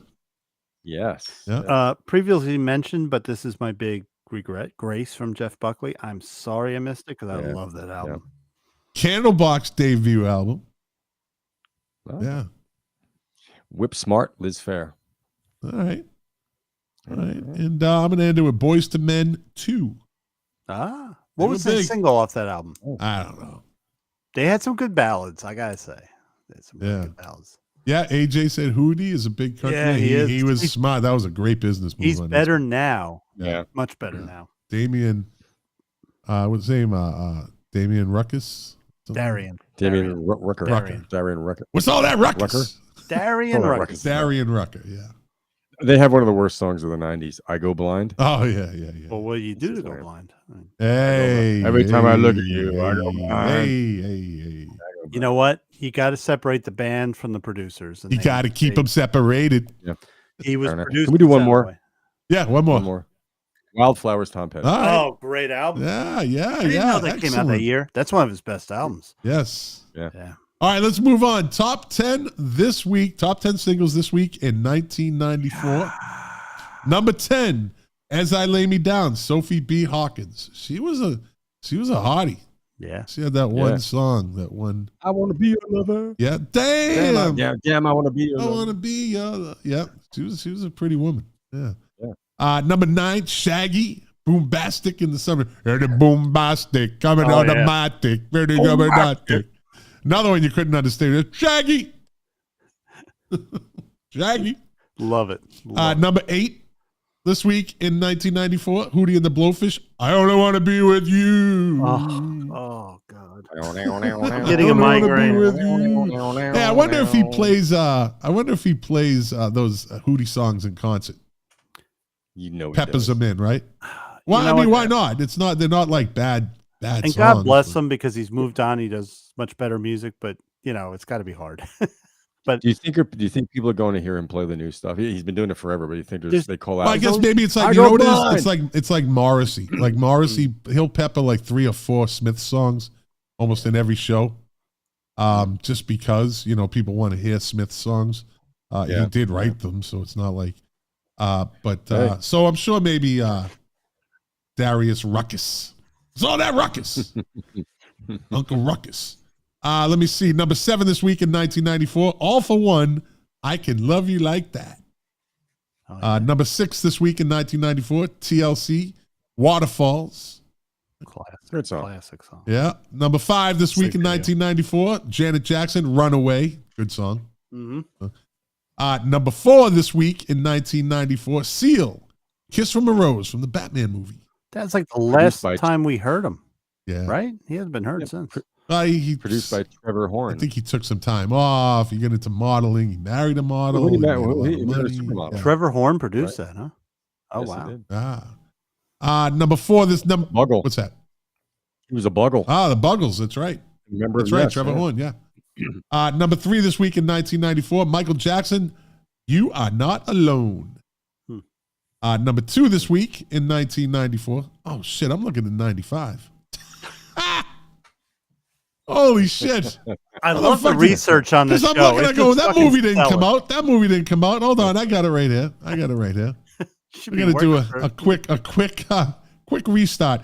All right, number 10 this week in 1994, Warren J. This DJ. Number 9, Fantastic Voyage, Coolio. Number 8, Can You Feel the Love Tonight? That makes more sense. Lion King. With Elton John. Number 7, All I Want to Do, Sheryl Crow. See, this makes much more sense. I'm saying to myself, what the fuck? These songs were in 94.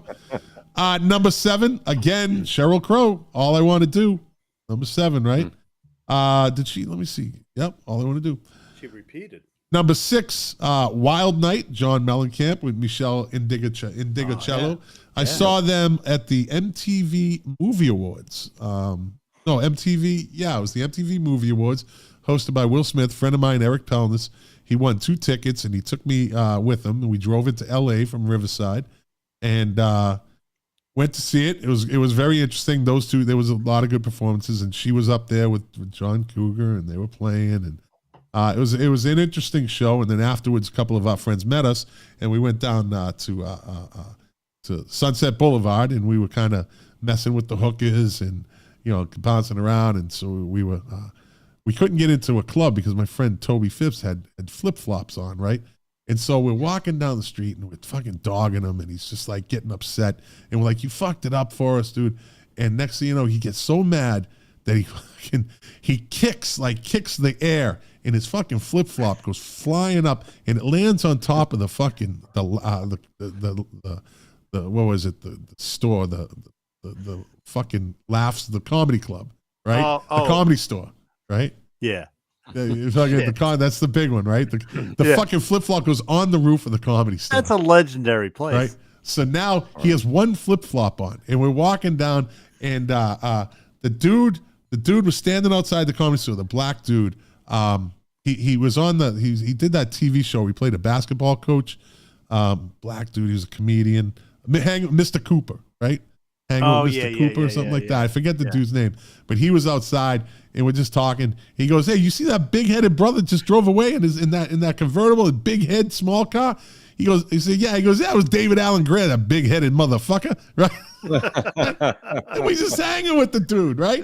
Literally, like there's nobody there. We just say, "Hey, what's up?" He's like, "Yeah, what's up, man?" And they got that big-headed brother with the big fucking head in the small car. No, he can't put a roof on that fucking car. His head's too big, right? Just dogging David Allen Gray. It was fucking great. And then we finally found this bar. He walked out that let us in, even though he had one flip flop on. They let us. You go never in, got his flip flop back, huh? No, it's on top of the roof of the comedy store. Listen.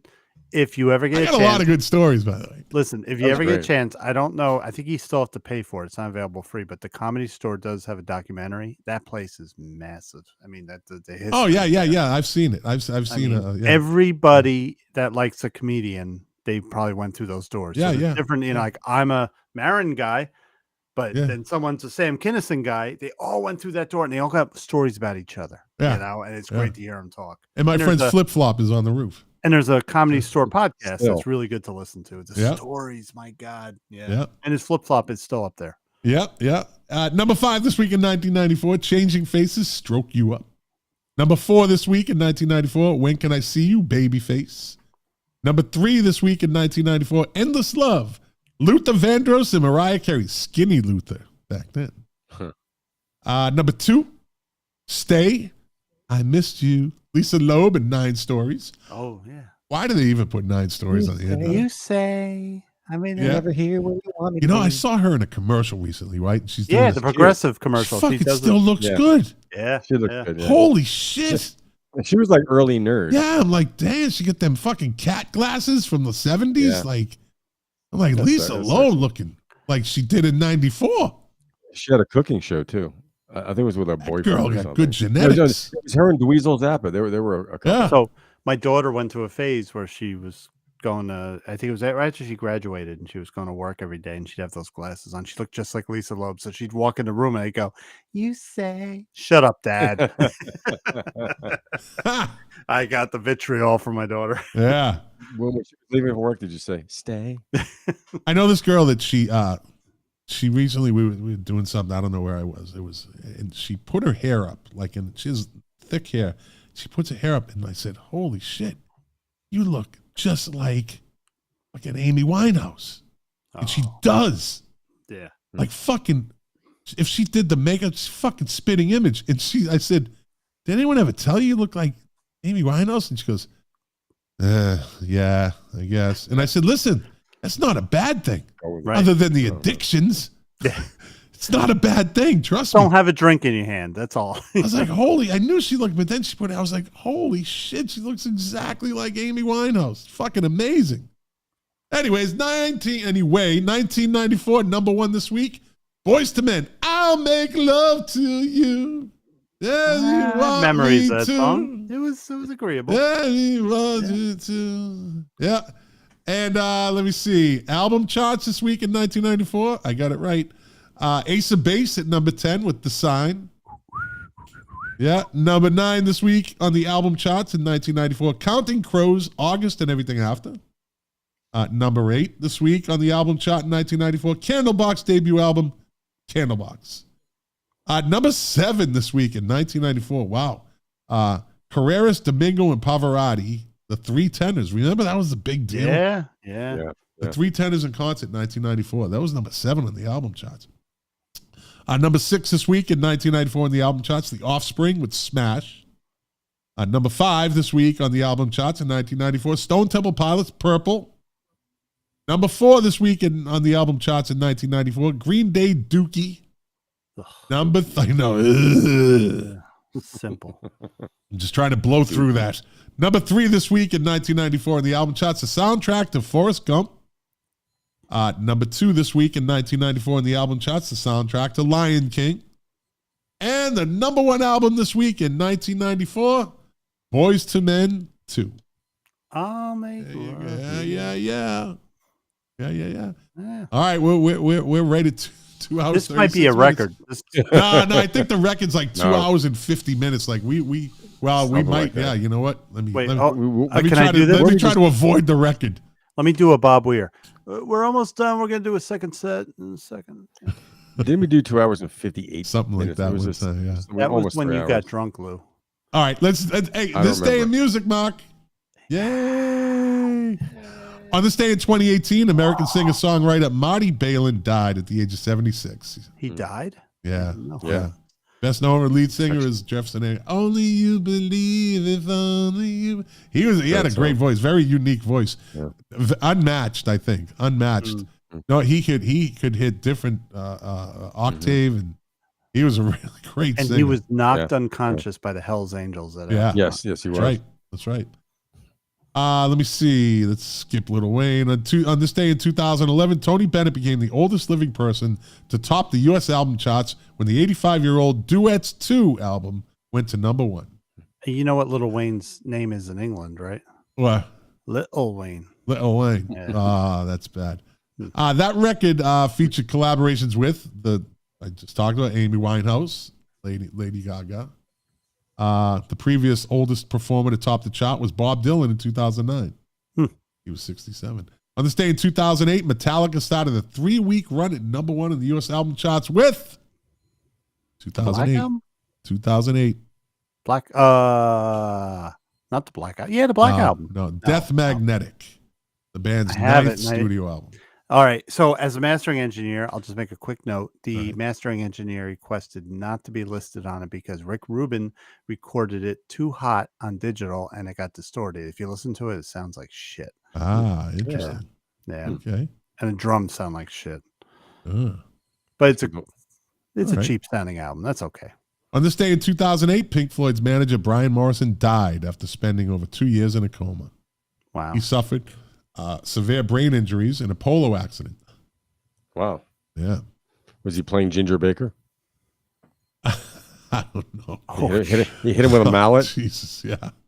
On this day in 2004, legendary record producer Phil Spector was formally charged with murder on February 3rd for shooting actress Lana Clark. In the mouth. Asshole. In 2003, on this day in 2003, Kylie Minogue Yeah. called meat police to sweats are investigate. coming. She was always, even as an older woman, she was like, yeah, go look at that video. Yeah. I'm like, damn, Kylie. Holy shit. She's like Lisa Loeb. She aged well. Kylie Minogue called in police to investigate a series of threatening letters. The singer became concerned after receiving 700 letters at her home and office. The letters started as ordinary fan mail, but became increasingly aggressive.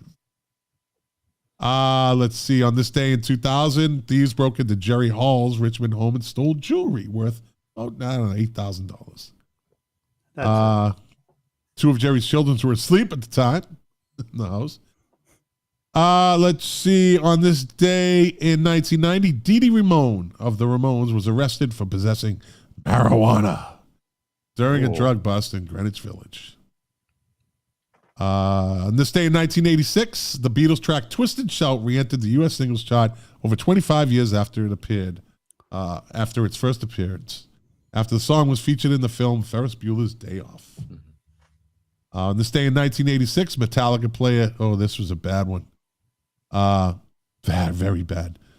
Metallica bass player Cliff Burton was crushed to death after the band's tour bus crashed between Stockholm and Copenhagen. Yeah. During European tour, members from the band drew cards for the most comfortable bunk on the tour bus. Burton had won the game with an ace of spades and was asleep when the tour bus ran over a patch of black ice, skidded off the road. He was thrown through the window of the bus, which fell on top of him. Oof. Horrible. Yeah. On this day in 1980, David Bowie scored his fourth UK #1 album with his 14th studio album, Scary Monsters. On this day in 1979, Scottish guitarist Jimmy McCullough died from a heroin overdose. Another heroin. What the fuck he with was the heroin, man? He was young. He was 26. He was a member of the Stone the Crows, Thunderclap Newman, and Wings. Yeah. I would just like to say I hate heroin. How many artists have been cleaned from Well, it's not heroin anymore. it? Yeah, it's Look at not. Tom Petty and Prince and a number of I others. know. Yeah. On this day in 1978, Eric Clapton sponsored a West Bromwich Albion UEFA Cup tie against Glastonbury, Turkey. Who doesn't care? You're in my territory. No, I do care. Okay. West Brom sucks, so I'm a Liverpool Eric fan. presented each player with a gold copy of his latest album, Slow Hand. Wow. Okay. Soccer rules. Let's see. And on this day in 1968, Pink Floyd appeared at the Queen's Putting my Hall in wine away. Dunoon, Scotland. Due to bad weather, all the ferries to Dunoon were canceled. So Pink Floyd hired their own boat from Gourock and risked the rough seas to make the crossing, eventually appearing in front of only 400 fans. Okay. On this day in 1967, working on new songs, the Beatles recorded various parts from the new John Lennon song, I Am the Walrus, and the new Paul McCartney song, Fool on the Hill. Which song do you like better? Walrus. I like You know Fool why? on the Hill. Because Oasis, they did a great version. Yeah, of I like Fool on the Hill though. That's mine. I thought I Am the Walrus was almost a rap. I Yeah. am he Yeah. as you are me. Let me see. On this day in 1964, Marie Martin says she likes The Walrus.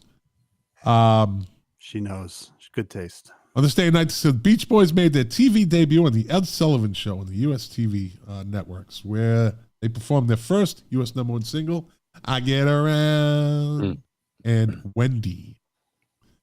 All right, born on this day in 1984, Avril Lavigne. Do you ever hear the conspiracy theory about her? No. It's her. No. It's not really her.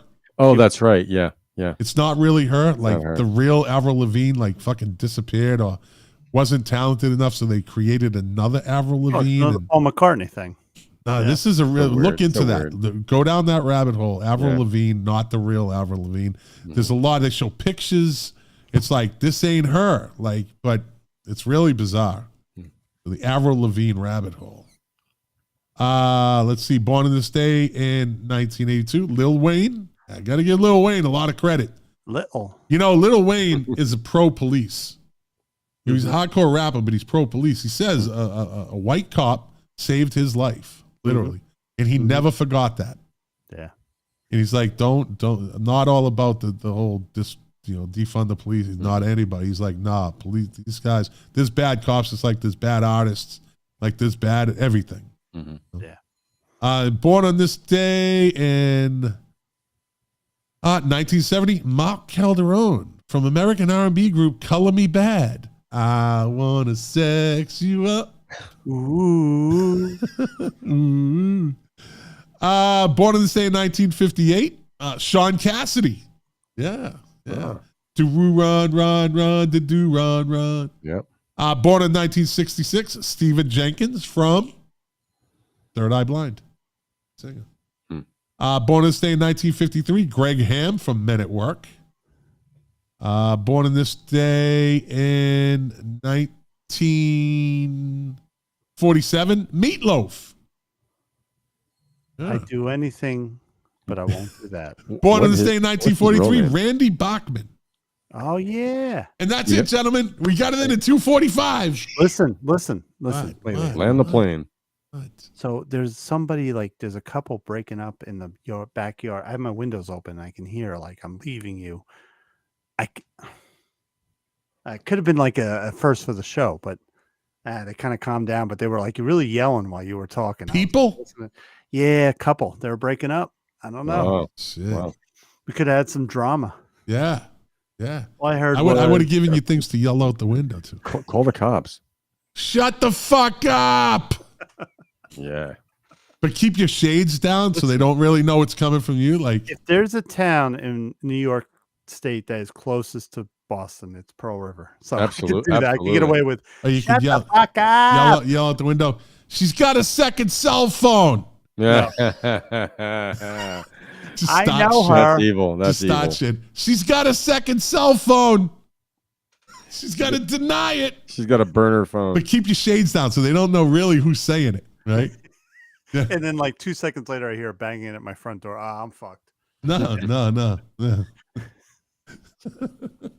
Anyway, AJ Gillen just says, I can't believe I like that crap. I want to sex you up. He did. Hey, good. You know what, buddy? Listen, AJ's like a man's man, right? And he had the balls to fucking own up to that one. I'd be in the car. And I'd be like, guilty pleasures. I'd be doing this, and it's like, Oh, I don't know about all that. I don't know about the head bopping. I don't know. Oh, fuck.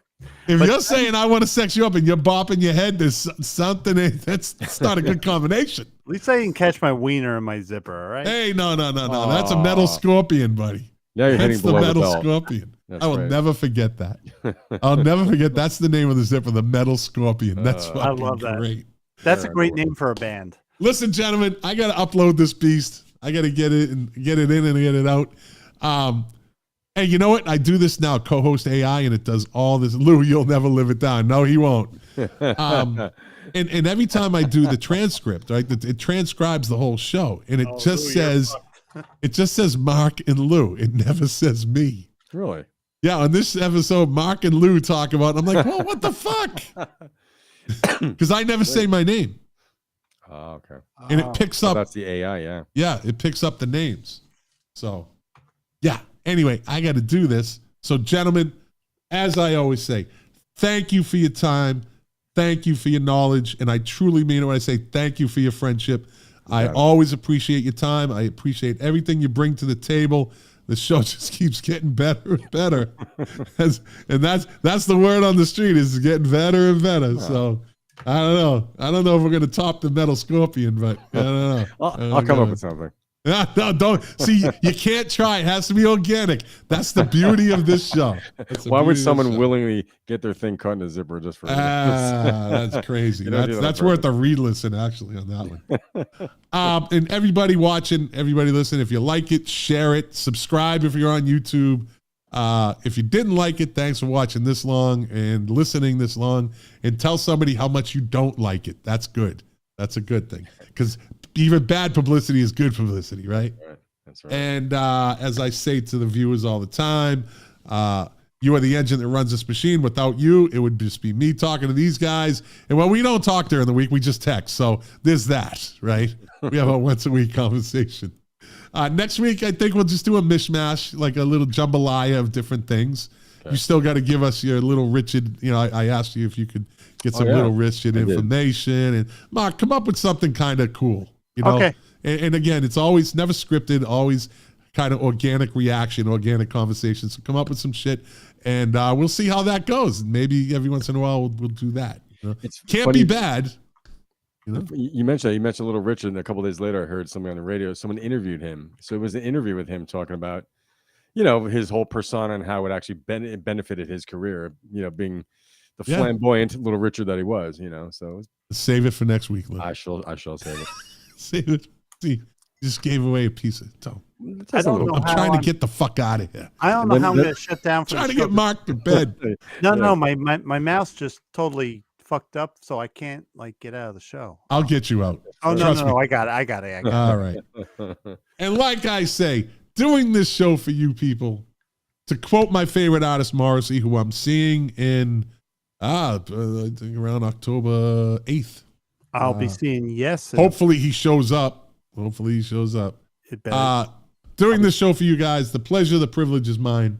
And we'll be back next Wednesday night with another long show. And I'll be seeing Yes in 5 days. So that's right. Patty says, Patty Gus says, great show, guys. Thanks for all the info and laughs. Have a great rest of the week. You too, Patty. Thank you very much. And everybody, again, thank you for listening. Thank you for watching. And we'll see you next Wednesday.